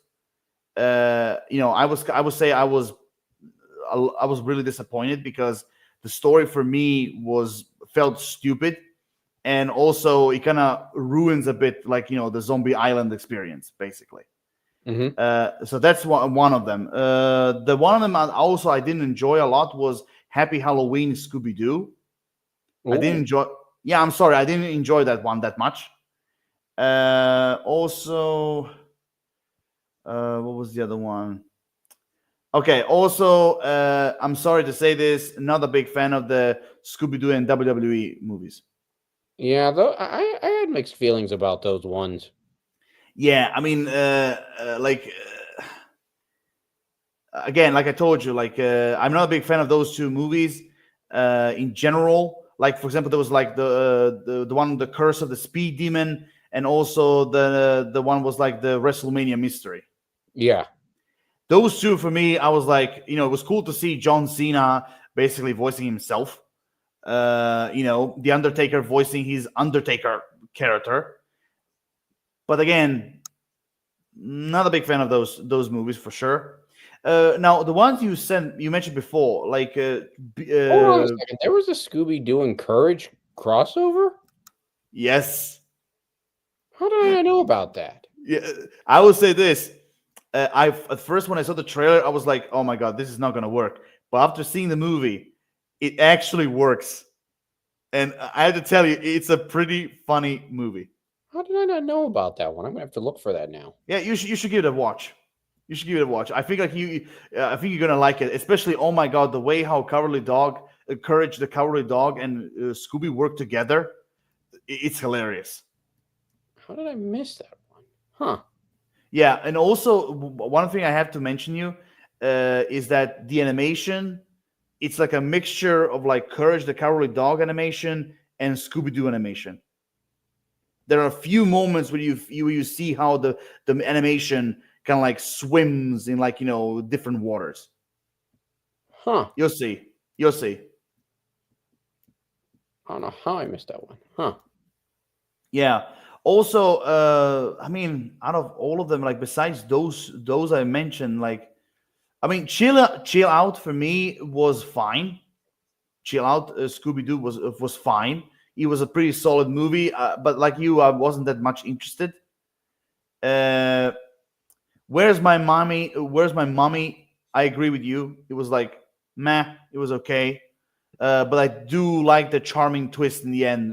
With Velma and everything. I like that. I enjoyed that.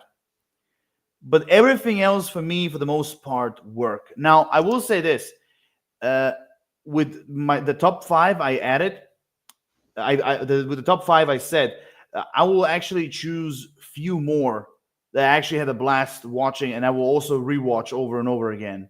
Like I mentioned before, Shaggy Showdown. Mm-hmm. I just love that. Uh, Again, not a big fan of those kind of things, but I really, really enjoy the Scooby Doo and Kiss crossover. That I mean, you have to admit that was fun.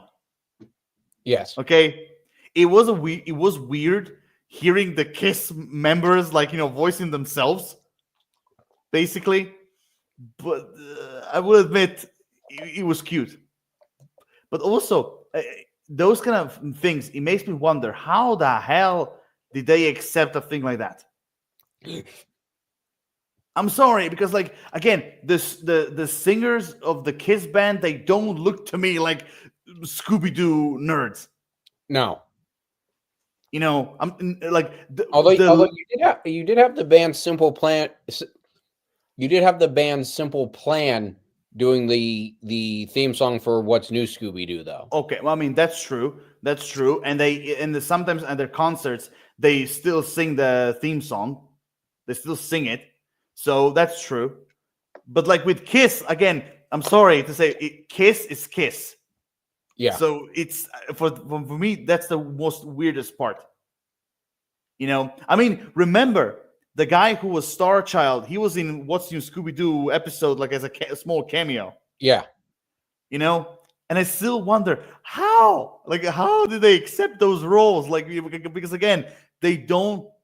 Those guys, they don't look to be like animation fans and like Scooby Doo nerds.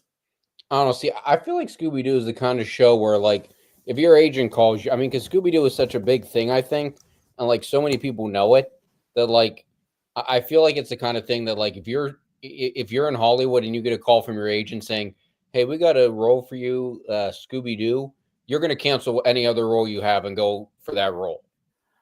I Well, mean, because I just think that that's a role that, like, everybody that's like a franchise I think that like everybody knows and like a lot of people grew up with. So I mean, I think it's the kind of thing, and I mean, especially I think some of the people in Hollywood who are taking some of those roles, I think there's a lot of nostalgia there for them. So I think that might be partially why they take it. Um, but I mean, I agree with you. The Kiss, especially, it kind of makes me think of Michael Caine in the Muppets in the Muppet Christmas Carol. I'd love exactly. I'd love to hear the conversation about how on earth they got them in, how they got him for that movie. How like they called up his agent, "Hey, we have a role for you." "Oh, what is it?" "The Muppets." Like, how did they actually get them to stay on the line? And the same thing with Kiss. They call up Kiss. How do you get people like? There's got to be a story there. Okay, Kelsey, we have one more comment about from Kelsey. I will say this: I think the movies are the other. I think the movies are at their best when they have real supernatural elements. So I wish there was at least a balance between the real supernatural and the people in masks. Yeah. Exactly my point, Kelsey. Well done. Exactly my point. Exactly my point. Yeah, because I think like the Scooby Doo movies. We're gonna talk about that a little bit later, but I think they should concentrate more on like supernatural elements Oh, and I for think sure. they started to do that as they went along. They started to get more into that and like trend more in that direction, as opposed to like Yeah, just like but another guy in the mask. Which yeah, I but mean, like I I kind of I like the supernatural elements. Let's try saying that again. I like the supernatural elements. I think which came first? Zombie Island came before The Witch's Ghost, right? I yeah. think Zombie Island was the first one that well, that's not true. 13 Ghosts of Scooby Doo. I think that was supernatural. Um, so I guess what I'm going to say is going to be wrong. You know, actually, which other Scooby Doo movie was supernatural? Well, two more Scooby Doo movies were supernatural. Hmm. If you remember, Scooby Doo and the Ghoul School, and Yeah. Scooby Doo meets the Boo Brothers. Yes. Those two movies were supernatural, had supernatural elements, and also besides, I just love the idea of like Shaggy and Scooby being on their own. Yeah. By the way, I want to ask you, Scooby looks way better in a red shirt or green. I think green. Luck of the Irish. I never got the whole red shirt. I never got why he was in a red shirt. I don't know myself, really. I That really just don't know seemed really myself. random. For some reason that always kind of bugged me. Yeah, I agree. But I have to admit, those two movies were great. Yeah. And I think there was another one. What was it called? The one where Shaggy turned into a werewolf. Oh, I know what you're talking about, but I forget the name of it. Shit. Oh, there it is. There it is. Scooby Doo and the Reluctant Werewolf. Yes. Yes, that's the one. That's the one. That also had supernatural elements as well. Yes. You know, but but again, going back to like I mean, for example, the Kiss crossover movie, it had a bit of both, actually. Yes. So it was still cool and and everything. And also, I just like that how they use the Kiss personas and like making them like every single one of them have like superpowers. Yes. Which I mean, if you look at if you look at closely, they kind of look like gothic superheroes. I like the one thing I would say about the Scooby Doo animated movies is I think I mean, there are stronger ones and weaker ones for sure. I don't think any of them are. I wouldn't call any of them outright bad. No, me neither. I think they all have good concepts and good stories. I mean, like I said, I think there are definitely stronger ones that work and ones that aren't as good. But I mean, I think overall, as a whole, the movie series is good. I will say for me, I kind of favor the earlier movies, Zombie Island, Witches, Ghosts, Cyber Chase. I kind of like favor the early like the first like five, like through the Legend of the Vampire. I kind of favor those a little bit more. The later ones are good, but I mean, I kind of favor the earlier ones. Of course, those are the ones that I kind of grew up with. We used to have where I used to live. We used to have it was called the Country Cafe, and you could rent videotapes there. I can't tell you the number of times I took out the Witches, Ghosts, and Zombie Island. I loved those two. Those two were, I think, my favorites. Okay.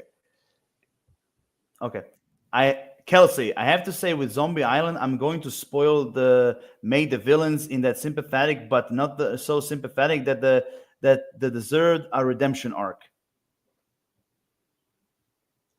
Okay, if you're talking about the madam and her assistant turning into the cats and draining the soul thing, okay, I get what you're saying with the backstory they had, but they're still quite evil for what they did. So you kind of in the end, I would say they're the kind of villains you kind of feel pity for them. Yeah, like you get the reason why they did it, but in the end, they were doing this like for like what 2 centuries. well, wasn't I have to look this up because I want to make sure I'm right on this before I say this because I could be totally wrong because it's been forever since I've seen that. Yeah. Let me just see. What was his name? 200 years.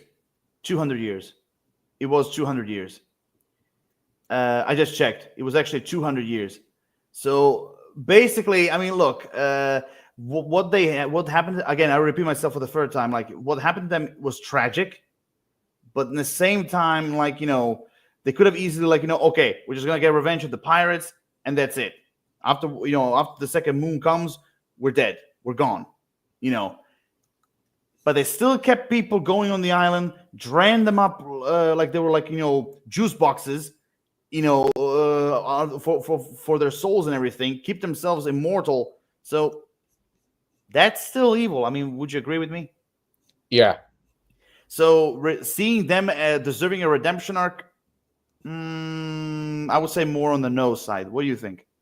I would agree with that. One thing I'll say about Zombie Island is I think a lot of the stuff was cliche. There was a lot of cliches in it. I thought like some of the characters who like turned out to be good guys who you thought were bad guys. Okay, that's very traditional.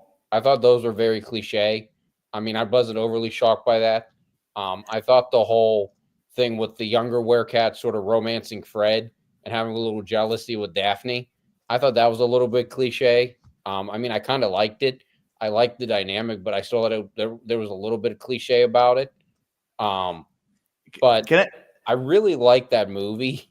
It because I hadn't seen like the 13 Ghosts and anything. or anything. The only thing I'd seen um, before I watched that movie was Scooby Doo. Where are you? So that was my first real like exposure, like to them actually like going like full supernatural. Mm. I didn't really see it coming. They were going to do that, so that kind of surprised me a little bit, and I liked it. Um, yeah, I mean, look, for me personally, like every time when I hear that part, when that woman says, but then they realize when we put the curse on the pirates, they put that curse on us as well.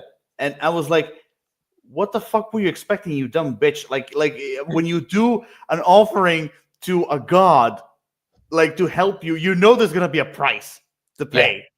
And I was like, so you are worshiping this cat-like god for, I would say, for maybe a century or something, or for decades.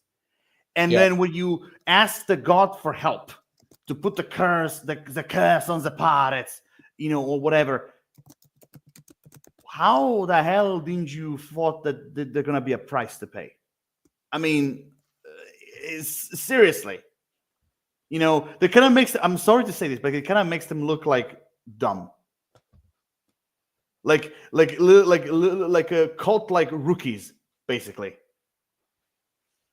I don't know. It's just a little small thing that kind of makes me laugh sometimes. Like when I hear the villains saying something like, why they're immortal, why they're feline, and so on and so forward. Like, kind of makes me laugh a little bit. But overall, I do agree. The Fred, the jealousy thing, Daphne, and all, like, okay, that's a little bit cliche. I wouldn't say cliche. I would say very traditional. The Yeah. sympathetic, then villain turning, like that's also very traditional. Also, the type of villainy that really gets on my nerves, because people are doing in that like so much today, that they really gets on my nerves. Hmm. But everything else, I felt like the story was interesting. I would say one of the best ones they did, because, like, again, it had supernatural elements, and that's exactly what Scooby Doo right now needs the most. Because even though, look, you know what? I'm gonna keep that for later on. But like, one more thing, one of the other movies I was also gonna mention. I mean, I mentioned that before, like the Gourmet Ghost. That was actually a pretty cool movie. I mean, would you agree? Yes. Yeah. Also, what did you think of the Aloha Scooby Doo? Aloha Scooby Doo. I don't know. I liked it, but I don't know if I was crazy about it. I don't think I was crazy about it. Yeah, fair enough. For me, well, it was fun. Also, which other movie I thought for me personally, which other Scooby Doo movie is one of my most favorite ones? Hmm. Scooby Doo and the Samurai Sword. Ooh, That is such a great that from I forgot about that one. that movie. At first, you think like, okay, it started as a guy in a mask, but it then turned into supernatural, like this. Like Hmm. it was really cool. I mean, like, for example, when Shaggy and Scooby were like riding a dragon, and then, like, the Black Samurai, actual Black Samurai, was resurrected. Well, resurrected, awake, like, released from his sword prison. You know, that was pretty cool. And again, the overall fight against the Black Samurai with Shaggy and Scooby, that was hilarious. Oh yeah, for sure. That was good. I always forget about that one. Yeah, I really, really liked that one. I really did. Also, I have to mention one more because of the supernatural elements. Scooby Doo and the Goblin King. Ooh, That is also a great one, but they also had a really great soundtrack as well. yes. I mean, first and foremost, you had John Belushi and the guy from Life of Jim, playing the two goblins. You had Tim Curry as the Goblin King. You had Wayne Knight as like that crazy bonkers magician who turned into a goblin. Like you also had, I always forget his name. Where is it?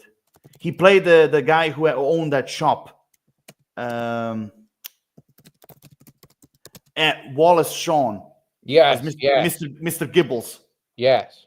Yeah, I mean, like, I mean, for me, like, I mean, it's such a great cast, but also at the same time, like, uh, it's such a great movie. And again, a movie where basically you have Shaggy and Scooby literally as the main characters, literally. Because if you look at the movie, Fred, Velma, and Daphne are pushed aside, Yes.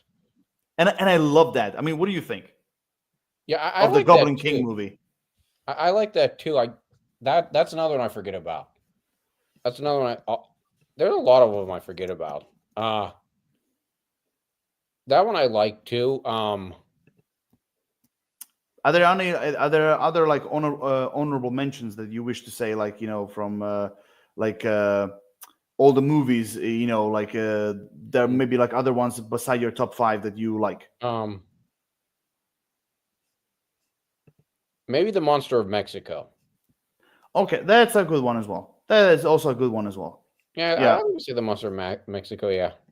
You know which other movie I think it's a little bit underappreciated? Maybe you'll disagree with me, but I actually had loads of fun watching it. Hmm. Frank and Creepy. Okay. It's okay. It's okay, but it's still a super fun time. By the way, we've gone through the Scooby Doo shows and the movies, and we haven't talked about the musical chase scenes yet. Oh, wait, just a second. I watched Aloha Scooby Doo as a kid, but looking back, the culprit was obvious. Not the worst, but not my favorite. Okay, I mean, okay, I mean, okay, I get you, Kelsey, I get you, but I don't know. I don't think it was that obvious. I mean, what do you think? I don't know. I mean, here's what I'll say. I think some of them were more obvious than others. I think Like, Aloha was like the gray zone. yeah. You know, but I feel like speak. in a lot of Scooby Doo shows and movies, I feel like you kind of had an idea where they were going. Yeah, And I kind of feel like you they usually went where you thought they were going. It was kind of rare that they would take like a hard left. Um, I mean, they would sometimes. I mean, the biggest example I can think of is the live action Scooby Doo, where they made Scrappy the villain. I think that was a major that was a hard left. I think, but I think for the mm. most part, I mean, there is some predictability to it. There is some like obvious to it. Um, but I don't know. I probably agree with that it was obvious. It was more obvious in that case. I don't know. I have to go back and watch that.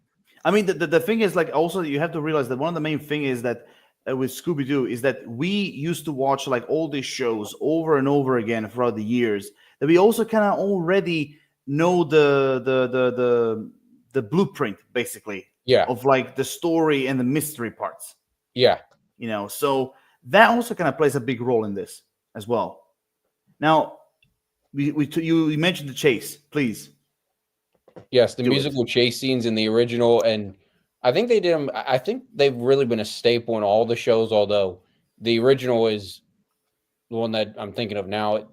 Those were such great sequences. Those were such great songs. Those were so well done. I always enjoyed those. Um, I always loved those. How about Oh you? yeah, me too. Me too. I mean, in the original ones were cool, but like in the movies, I love the soundtracks of the chases. I love the soundtracks. Like one of my most favorite ones is literally in the Samurai Sword movie, where literally the robot ninjas first time appeared.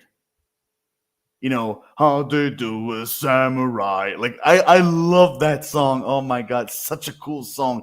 I mean, who doesn't love seeing Shaggy and Scooby as sumo fighters? Yes. Okay, Kelsey, one more time. If we're talking about musical chase scenes, the getaway from Legend of Empire was my favorite. I love the song. Ooh, yeah, Okay. that is a good one. Would you agree, TK? Yeah. Yeah, that's a good one, Kelsey. That is a good one as well. That was a solid Okay. choice. Yeah, but basically, when it comes to in whatever like TV show or movie they're doing, the chase soundtracks, they're always kicking ass. For me Yeah. personally, none of them were done wrong. Yeah. Yeah. They were all. I think that's the case with like everything across Scooby Doo. Is there's nothing that was done. There's nothing I would say that was done like overtly wrong. I mean, Mm, just like with the movies, I mean, there's stuff that I think works better than others for sure, but yeah, there's nothing that I would say was overtly bad. Um, I agree. I so agree I mean, definitely. um, I liked in I don't know if they did this in the original or in What's New Scooby Doo. A pub named Scooby Doo, they kind of sort of broke the fourth wall a little bit with the musical sequences, the Oh chase yeah. scenes. And they kind of like they would like actually like you'd see them go over to like a jukebox and like put like the song on like that they had the chase to, which I always liked that element of it too. Mm, Um, I always like that. Now, here's one thing I will say. I think that What's New Scooby, I think all the ones after a pub's named Scooby Doo have missed even the movies have missed a really big opportunity. They need to bring Red Herring back as an adult and have him actually be like a big time villain. ooh, ooh, ooh, interesting. Which kind of brings me into our next topic. I mean, can I move on? Yeah, Okay. For this one, I think we'll be very brief. The villains. Now, of course, when it comes to Scooby Doo movies or Scooby Doo franchise in general, one of the main things that keeps that franchise together are of course the iconic villains of Scooby yeah. Doo. So my question to you is, and this is going to be a little bit challenging, of the entire franchise, which are your top 10 villains? 10, okay. Scrappy, um, Ravencroft, Mhm. um, do the two werecats count as one or two villains? Oh, you mean the madam and her assistant? Yeah. Well, since there are a couple, I would say, well, a team, I would say one. Okay. That's three. Okay.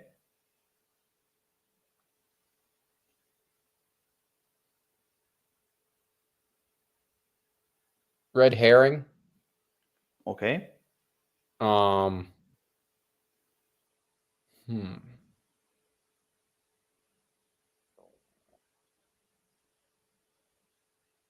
Oh boy, I need to think.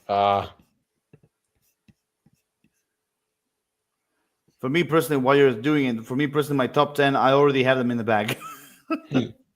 I need to think here. Oh boy, I'm drawing a blank. I'm drawing the blank of the others. I'm really drawing a blank. So far, you said Ravencroft, you said the two cat ladies, you mentioned I'm trying to think. uh, I'm which, trying to think who else. Let me look. It's been so long since I've seen these movies.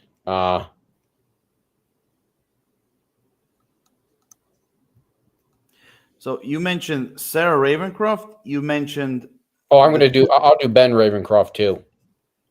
oh, okay, so you're just gonna say the Ravencrofts. Yeah. Okay, fair enough. Um. So so one more time, which one did you say? So you said red herring, you Yeah. said the Ravencrofts, you said the two cat ladies, Yeah. the fourth one. The fourth one.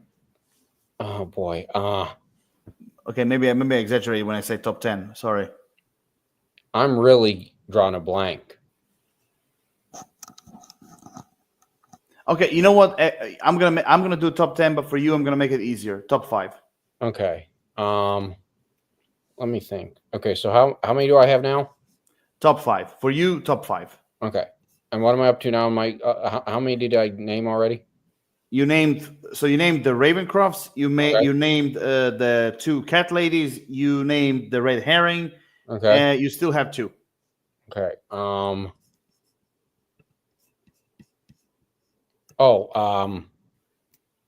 who was the villain in Cyber Chase? I'm trying to remember that. I Phantom like. buyers. Yeah, I liked that. I liked him. Um,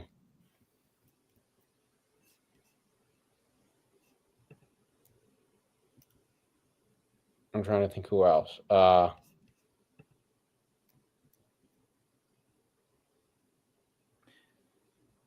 So that's four. You have your one more. Oh, what's his name? Maybe I can help you. In Mystery Incorporated. The owl. Yeah. Okay, Professor Pericles. Okay, so those are your top 5. Yeah. Okay. For me, all right. For me, I'm going with Sarah Ravencroft, just Sarah Ravencroft. Sarah Ravencroft, Professor Pericles, Phantom Virus, the 2 cat ladies, the Ghost of Redbeard, the Ghost of Redbeard, yeah, Ghost Clown, Professor Pericles. Then I'm going with Skunkbeard from Pirates Ahoy. Then I'm going with the cat ladies. I think I mentioned. Okay. Then number 4. Then number 9. I'm going with. I was like, you know what? What the hell? I was thinking like maybe should I put him on the list or not? But I was like, you know what? I'm gonna do it. Dick Dastardly from Scoob. Yeah, Dick Dastardly from Scoob. And number 10, the Black Samurai. Okay. Yeah, the original Black Samurai, not the fake one. So those are my top 10 Scooby Doo villains. Okay, now some of them those are solid. Yeah, I mean, like the Ghost of Redbeard and the Ghost Clown for me are like one of my top favorites. Because like you in the classic ones, I usually the villains are not that quite special to me, but Redbeard and Ghost Clown always have a really big memory, like play a pretty big part of my childhood. Yeah, those are solid. Okay. Mm-hmm. Those are solid. Yeah, those are solid choices. Yeah, I mean, like for me personally, like when it comes to Scooby Doo villains, like they usually are pretty good villains. For sure. But I still think like they should do more like supernatural villains. For me personally. Now, with that all done, because like I said, the villains thing, it will be quick. But for that being done, this is one topic you and I need to discuss: supernatural and people in masks. Now, this might also sound like a debate, but for me personally, like Scooby Doo, the Scooby Doo franchise for me personally was always usually around. Like basically people dressing up as ghosts, monsters, ghouls, or whatever. Yeah. And they try to catch them, and then in the end they take off the mask and reveal who the culprit is. Mm-hmm. But I think, like for me, the supernatural elements in the Scooby-Doo franchise, I think like for me personally, made a much more bigger impact than the ones in masks. Like for example, even though Pirates Ahoy and the Gourmet Ghost and like some other choices, like there are because like I like the stories in general, but the biggest ones that for me made a really big impact are stories like on Zombie Island, The Witch's Ghost, Alien Invaders, like you said, Cyber Chase, even Scoob, with the Cerberus at the end, Black Samurai when he was liberated from the sword, yes, like and few others, like even like I'm gonna go as far as say even Ghoul School. Even Ghoul School, like that was also supernatural. But the point is that I think like the Scooby-Doo franchise, I think they need more supernatural elements. I think they need more supernatural threats. Like first and foremost, because I always like the idea of the supernatural thing kind of playing with Velma, because she's always the one like there's no such thing as ghosts, there's no such thing as demons, ghouls, and so on and so forth. So when you have supernatural threats, kind of goes up against what Velma believes in a way. But also in the same time, I wanted to see threats that not only they're a threat to the Scooby Gang, but I also think a threat to the entire world, basically. So I think like even though they should keep the people in masks thing because it's a very traditional Scooby-Doo thing to do, but I think like they should kind of just like was for example Zombie Island and Ghoul School. Well, I don't know if I should count the Boo Brothers in Ghoul School when it comes to that. I don't know. Like, okay, let me put it like villain like. Okay, let me talk about like villain like. Okay, for the villain side of the story, Zombie Island is the one who started all this. Yeah. In kind of in a way. So I think like like I said, I think like they should do more bold things. Like even like for example, Mystery Incorporated, what they did. There was a lot of supernatural elements in that story, especially when they were facing the evil entity in the end and the final battle. So I think like for me personally, I think they should go more towards the supernatural elements and kind of pushing people in masks aside a little bit. I mean, what do you think about this? Yeah, I would agree with that. I mean, I like the people in masks. I mean, that's like vintage. I mean, that's like where they started. So, I mean, I like that element. But I also like the supernatural element. That's what I kind of liked about the Mystery Incorporated. I think that show managed to kind of balance both of them pretty well. Yeah, Um, and that's one of the other things I liked about that is how well they were able to balance the supernatural and the people in masks. I think that I mean I agree with you. I think the supernatural. And I agree with Kelsey too. I think the supernatural is where it is probably its strongest. yeah, Where it's at its most interesting. I mean, like I said, I do have a soft spot for the people in masks just because it's kind of where they started. of Um, course. so I don't know. I mean, I don't know. I mean, I I I guess I would say that it what I kind of like is where they have a balance between the two. Um, and I mean, Mystery Incorporated did that I think perfectly. Yeah, I mean, like because as I mentioned before, like I think like the supernatural elements inside the story, I think like it raises up the stakes a lot. Yeah, Like because when you have like people in masks, usually it's like either it's like a real estate thing, or it's like taking the money, or like ruining someone's reputation, or ruining someone's job, or trying to cheat, or trying to smuggle. It's like usual crimes that usually happen in the real world as well. yeah. But for Scooby Doo, I think like like I think like like you should take up a notch a little bit, like basically do cases, do mysteries, do like Mhm. threats that basically are beyond a simple rubber mask. Well, Like like the other thing the other you just made me think the other movie I think did that well sort of was the Cyber Chase because they had like an actual like I mean I guess he was more technologically based but even so they still had a more supernatural villain but they also kind of married it with a human who was controlling him um I mean, which which kind of reminds me. I'm sorry. Do you remember that the episode in the carnival when there were like two robots that yes went rogue? yeah Phantom Virus is almost kind of like that. yeah Like even those kind of stories for me will be different than what they usually are. And now please continue what you were trying to say. I also think the movies in general, I think they have trended more supernatural or like bigger stakes, which I mean they're movies, so they kind of have to go bigger stakes. Um, but I think they've kind of always trended more towards the supernatural, towards like it being a real ghost, a real sorcerer, or whatever. Um, I think that the animated shows, I mean, Guess Who? I mean that's just people with masks pretty much by and large, or Yeah. like villains like the Joker. Of course Urkelbot, but then there's also I'm trying to think. I mean, I think a lot of the animated shows are people in masks.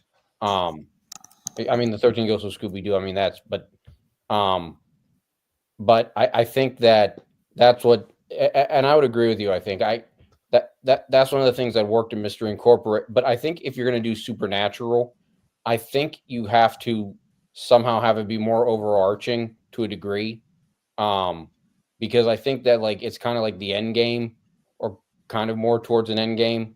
I think you kind of have to like build up to it to some extent. I don't know. I mean, look, I think like if you want to try to keep it a little bit more traditional to the Scooby Doo like we're used to today, I think like what you can also do. I mean, I think like what you can also do is like you can do a story where basically the main overall villain is like an actual supernatural threat, but you can also add to the story like another villain, a human villain, where basically you could say that kind of leads to him for the first part of the story, where kind of like we have a human villain that is like either created a villain or liberated a villain, like for example from its prison, from a spell or something, like for example what Ben Ravencroft did with his own ancestor, with Sarah Yes. Ravencroft. You could do a story like that, basically. I mean, in a recent like few months, actually I've been like writing. I mean, I didn't officially start writing, but I'm kind of like I kind of create an idea of a story for Scooby Doo where basically I kind of imagine it to be like a limited series, like of like 15 episodes or something, where there's like a Yeah. where there's like one big story, like you don't have like episodes, each of them have their different story, like but instead of that you have like one big story, and the main villain is actually a ghost, and Hmm. how, yeah, but in my story is that which is kind of like I would have been shown in the very beginning, is that how human characters accidentally liberated this ghost, you know. Ooh, So that would instead, be. yeah, because instead of like we are summoning you, like doing a fucking like a ritual or something, like instead of doing that, in my story, like they accidentally liberated him, and basically after this ghost is liberated, he goes like across like the world, basically doing crazy stuff, and then somehow in the story, Scooby and the gang, they get involved and they try to solve this mystery. But the mystery in my story is like, first and foremost, like the mystery surrounding uh, how to imprison him, how to defeat him, the mystery like how to defeat him, but also at the same time the mystery of like the overall villain's goal itself, basically, you know. So even though like it's like a so even though even though it's still like a supernatural threat, it still will have some like mystery vibes to it, as well. Like I mean, okay, to be frank, the main villain is basically a ghost pirate. I like that. Yeah, and basically the overall story would have been scattered across the seven seas, basically. But in this story, and here's the crazy part, I would have brought back some other three classic pirates, but this time I would have bring them back as ghosts, actual ghosts. Mm. I would have brought back, and here's the thing, I would have brought back Skunkbeard from Pirates Ahoy, Redbeard, Good. Okay. and the third one is Iron Face. All right. Okay. Those are solid choices. Yeah, because think about it, we they were basically people in masks, but this time, and basically the story would be that this ghost pirate will basically use his magic to resurrect them, basically, because in my story, because since we don't know who they are, where they come from, they were part of this pirate's crew before they Okay. went and do their own careers, basically, you know. So and I would drop bits and pieces like what happened to them, how they died, and things like that, but bits and pieces, but overall they would have come back as ghosts this You time. can't go wrong with doing. You can't go wrong with doing pirates. And also, by the way, I would have if for example, if Netflix would like greenlight me, like this project, I would have really tried my best to bring back Ron Perlman as the voice of Skunkbeard. Ooh. Speaking of Netflix, Go ahead. what do you think about what they're talking about? Doing a live action Scooby Doo TV show. Well, I mean, I knew that first and foremost, this news is like from all the way from April. So, one thing for sure, the biggest budget they're gonna have is gonna be for Scooby, Yeah. for sure. Here's what I'll say: doing a live, it's kind of. I go back to Dragon Ball. I have an obsession with Dragon Ball. Oh, I didn't I know, notice that. I know, big surprise. No shit. uh, but anyhow, um, I think like Dragon Ball. I think doing a live action Scooby thing right now, the best way you could do it is doing like a series on Netflix. Um, I don't know. I think it. I'm not I'm not too concerned with it because I think it can work. Um, I mean, I don't know what direction they're going to go with it. I don't know if they're going to make it more mature or if how they're going to go with it. Because I mean, Netflix. I mean, there's a lot of stuff they can get away with on Netflix that they couldn't on regular streaming or on regular TV. So Yeah. I mean, they can do some stuff with it. I really don't know what direction they'll go, but I mean, I'm curious to see what they do with it. Like I told you, like the biggest budget they're gonna have for this, if this comes to fruition, uh, I think like the biggest budget will be on the CGI on Scooby for sure. Everything else, I think you can do with like prosthetics and makeup and practical effects. But again, it depends on if you're gonna do, because if you're gonna do a live action TV show, first and foremost, I think like the best way to do it, I think it would be like if the entire, like let's just say first season of Scooby Doo, I think the best thing would be to basically have like an overarching story. Yeah. Like instead of doing like episode per episode per episode, instead of doing that, like one season, there's like one big story, and maybe like you can throw in some like little mysteries or something, like some different cases, but but in a way that everything leads to this one big overarching story. Yes, that's why Mystery Incorporated worked, I think, because there was like an overarching thing, and I think that was the other thing that drew me in with that was it was kind of like a different like. Up until then, I really hadn't considered Scooby Doo like a serialized thing. I'd more considered it like one-off episodes. So that kind of drew me into with Mystery Incorporated. They made it much more serialized. So I think that doing a live action thing on Netflix, I mean, and having an overarching thing, I think that can really work. I mean, I think that it's much more. It lends itself to that more than some other things do. Yeah, because think about it. The main reason why I think that the biggest budget, the biggest part of the budget will go to Scooby Doo is because, like, think about it. The main villains are usually people in masks. Yes. That means that you can easily do these villains with prosthetic, like I said, with makeup, prosthetics, and like practical effects. Yeah. Oh yeah. They're going to be people in masks. Oh yeah. I mean, it will be a cheap. In terms of price, I think it'll be. I think you're right. I think it will be a fairly cheap thing to do. And because I mean, because Scoob, I mean, that's going to be the priciest thing, and I mean, if that's the priciest thing, I mean, they can definitely afford that. Yeah, but again, the biggest question is that is going to be like because again, I haven't heard any news since April about this, so I don't know really like what they're actually planning to do because as I told you, again the only thing we have known so far is literally that they're planning to do they're developing a Scooby-Doo live action TV series. That's the only thing they said. Nothing else. They didn't say anything about the casting, about the story, about anything. The only thing I'm trying to... Okay, we have a comment, by the way. Oh. From Caroline. Scooby Dooby. You forgot to say do. Let's Scooby Doo this shit. Yeah, let's Scooby Dooby this joint.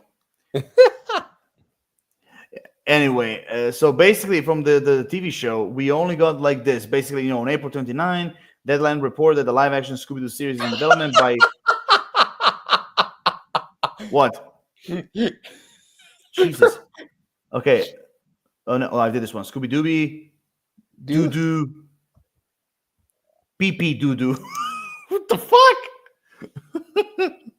Okay, okay. If you need to go to the bathroom, just go. You don't have to that was write it. dude.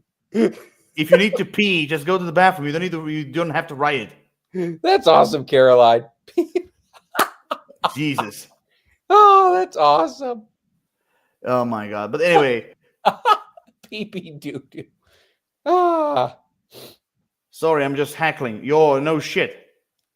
I can see that. Oh. Anyway, Oh, and anyway, so I mean, look, I would say this. I kind of have a feeling that maybe if we haven't heard the news ever since April, maybe I have a feeling right now that maybe this show is not going to happen. Because I mean, since April, I'm sorry, but like we should have definitely heard some news about the casting choices or something. yeah. Yeah, but but so which kind of leads me to the final part of this story of this topic, which is something that I was kind of like interested to do: the future of the Mystery Inc., or as we like to call it in translation, the future of Scooby Doo. Mm-hmm. So my question to you is: do you see the Scooby Doo franchise? Do you see have a certain expiry date? Honestly, I don't know. I mean, I think that every TV show has some expiration date. I think it has to at some point, but I don't know because I mean, there's been so much in terms of the franchise, so many TV shows, so many movies, live action films. I mean, there's been so much. I don't really know if I see them dropping it in the near future. I could see them dropping it like short term and then coming back to it in a couple years. Um, but I don't see it going anywhere uh, really seriously anytime soon. Yeah, because like first and foremost, when it comes to like the direct video like Scooby Doo movies, we haven't seen one since 2023. Number one, we haven't seen any of that, and also from what I've seen from the television, like after Velma, I mean there was like a story about the project called Go Go Mystery Machine. Oh yeah. Yeah, which was okay, Kelsey. Since we're talking about the Scooby Mm. Incorporated, or has too much time passed? Look, I think like the way how the story of Mr. Incorporated ended, I don't think it needs a season two. I think like it for me personally, I think like it perfectly kind of brought the story to an end. Basically, I mean, sure, like that Mr. E message at the end kind of opened up, kind of like for like a potential continuation of the story. But I think like for what it was, I think like a season 3, I think like it would be unnecessary. I mean, what do you think? I don't know. I'm a little torn because I mean, I agree. I think they finished it in a good way. I think they left it in a good place. I think that they could always go back and pick it back up if they wanted to. I think people would. The thing about Scooby Doo is, I think that they can always end it like for now, and then pick it up like 5 years from now, 3 years from now, however many years from now, and people will still be into it. People will be like, "Yeah, okay, we want that," because I think there's a lot of nostalgia to it. I think that appeals to a lot of people. I think the characters are just lovable, the dynamics and everything. So I mean, I think that the what I would say to answer Kelsey's question overall is I would say that a lot of time has passed since Mystery Incorporated, but I think that if they did a third season, I mean, people would watch it. For sure. I think that, and same thing with any Scooby Doo thing they do in general. I mean, I think people would watch it. So could I see Scooby Doo expiring? Maybe temporarily. I could see maybe them taking a break, but do I ever see them like completely expiring and and retiring Scooby or it going away completely. Nah, I don't think that's going to happen. Yeah, I mean, to kind of, I just want to before I go to my own overall thoughts. I would say this: they could continue Mister Incorporated, but like for example, as a TV show sequel to Mister Yeah, Incorporated. I mean, they can easily do that. Only the title will be different. They could easily do that, for sure. And to basically kind of like go into a different location, not to Crystal Cove because Crystal Cove is already finished. yeah. So they could go in a different location. Um, but however, with the future of the Mystery Inc., as I like to call it, or the future of Scooby Doo, do I think like Scooby Doo is a franchise? Do I think it's gonna one way or another expire? No, I don't think it will expire because this is one of those franchises like that is like on the level of like Star Wars or if we're talking like DC or Marvel or Dragon uh, Ball. yeah, okay. In your case, Dragon Ball, although that's still iffy with the passing of Akira Toriyama now, but okay. For your sake, I will just simply put it there. R.I.P. Uh, Akira Toriyama. yeah, exactly. So again, this is one of those franchises that it's very unlikely to see it expire. But the one thing I do agree with you, I can definitely see them maybe taking some time off to kind of like regroup a little bit when it comes to TV show wise, direct to video movies. Because one of my friends even one time told me that, well, he asked me, like, do I think those direct to videos movies will ever finish? Will they like finish doing them? I mean, they can. I think like those kind of direct to video movies. I think that they can just simply basically transport them into streaming services. Yeah, Instead of going like into DVD or Blu-ray, because that is unfortunately that is also kind of starting to expire more and more with the streaming services being on. So I guess like the only thing they can do is basically just simply transport them from like actual physical media to the streaming services. Like for example transport them into Max or somewhere else, or Netflix or even like Amazon. I don't know. I feel like that's the only thing they can do. But actually, like stopping doing them, no, yeah. I know. I I don't. I don't agree. think I will. I agree. I mean, I just don't see them ever. I just don't see them stopping them. I mean, No, like we said, I can see them taking a break. I could see them pausing them, but I just can't see them. I just can't see them ever like stopping them completely. no, I totally agree with you because, like I told you, like the only possible solution how they can actually stop is they literally either give up or they say, that's it, we're out of ideas, we have zero, we have bricks for brains, like that's it, we can't do anything more Yeah, anymore, that's it, goodbye. That's the only possible way how they can end it. But yeah, everything else, like I said, the only thing they can do is maybe sometimes take a break. yes, But yeah, no, overall, yeah, I agree. Yeah, yeah. But overall, I don't think they're gonna. I don't think the expiring date, let's put it that way, is gonna be very soon. yeah, I no, don't think. I honestly, don't think it will. You know. But one thing for certain, because have you heard of the Go Go Mystery Machine? yes, I have a vague memory of that.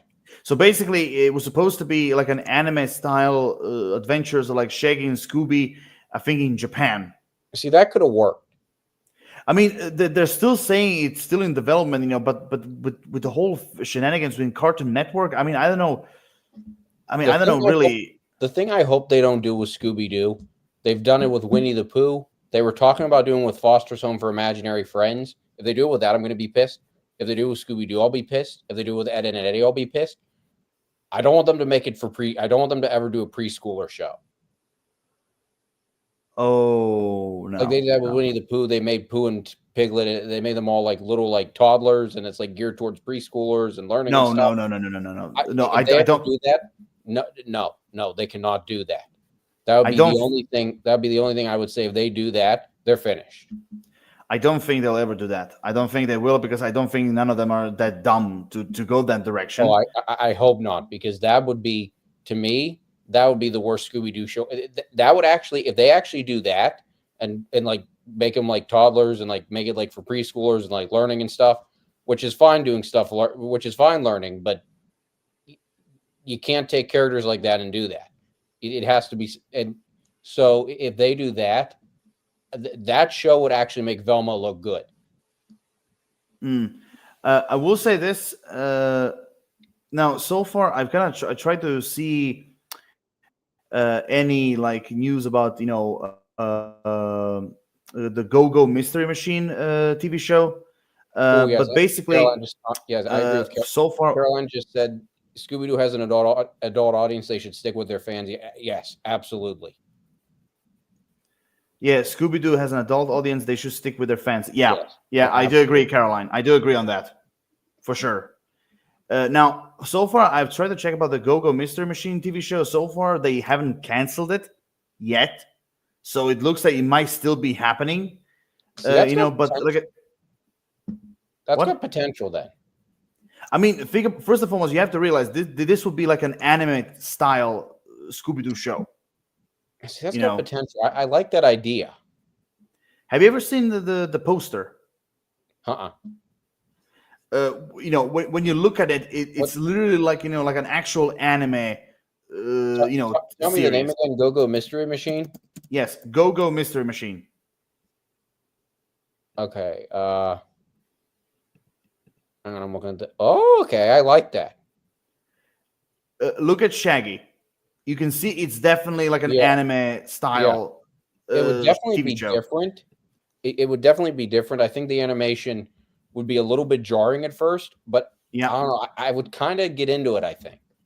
And I definitely think that maybe the only original voice cast who would return is maybe Frank Welker as Scooby Doo.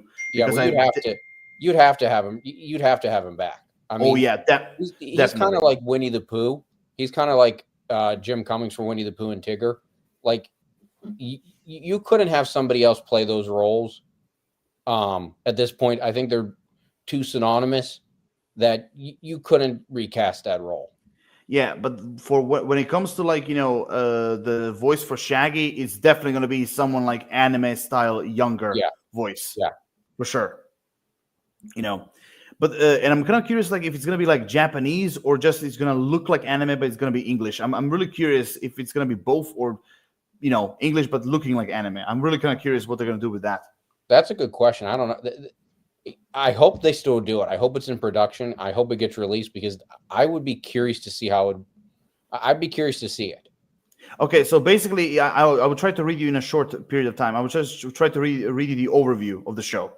So basically, it says here, while visiting Japan on the ultimate foodie adventure, Shaggy and Scooby unwittingly unleash hundreds of mischievous mythical monsters that are now causing trouble all over the country.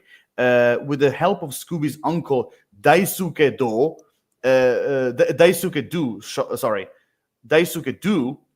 so Japan, Daisuke Do, magical friend Etsuko, and gadget whiz Toshiro, Shaggy and Scooby have new mysteries to solve and monsters to catch. Ooh, okay. Okay, first and foremost, Scooby to have like a Japanese type of like uncle, Daisuke Do. Okay, that's in a way funny. Yeah. Yeah.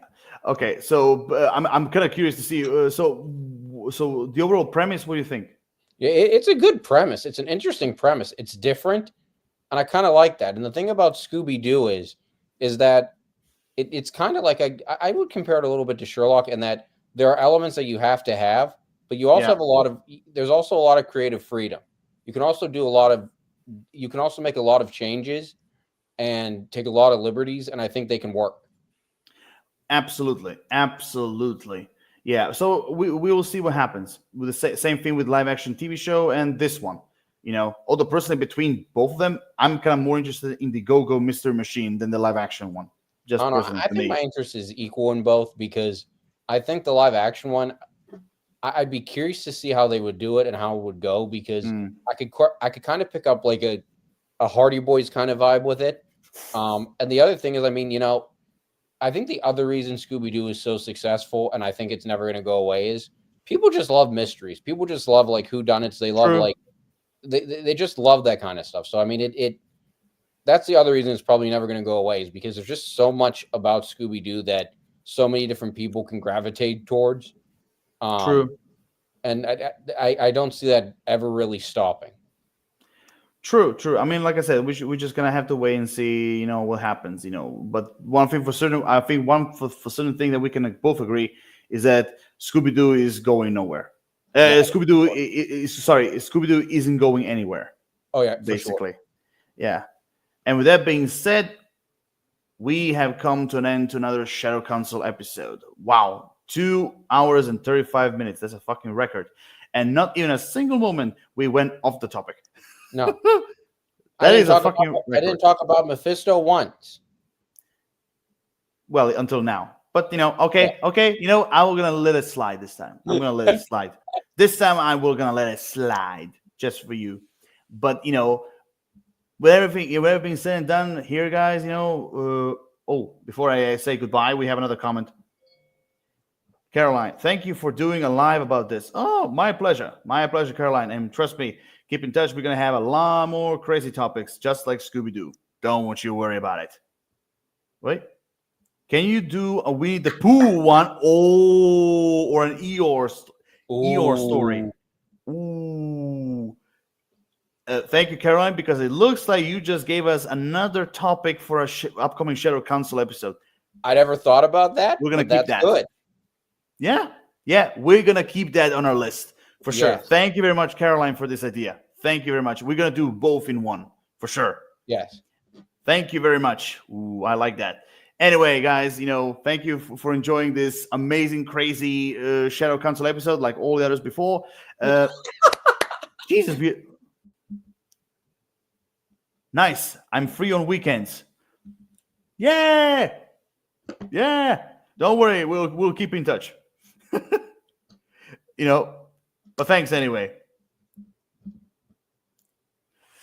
Anyway, so where was I? Oh, yes, of course. You were saying how you have the best co-host, how I'm very good looking, and Well, you mean good looking and a big pain in the ass, for sure. Yeah, you were a big pain in the ass as a co-host, that's for sure. Beautiful, sure, but good looking.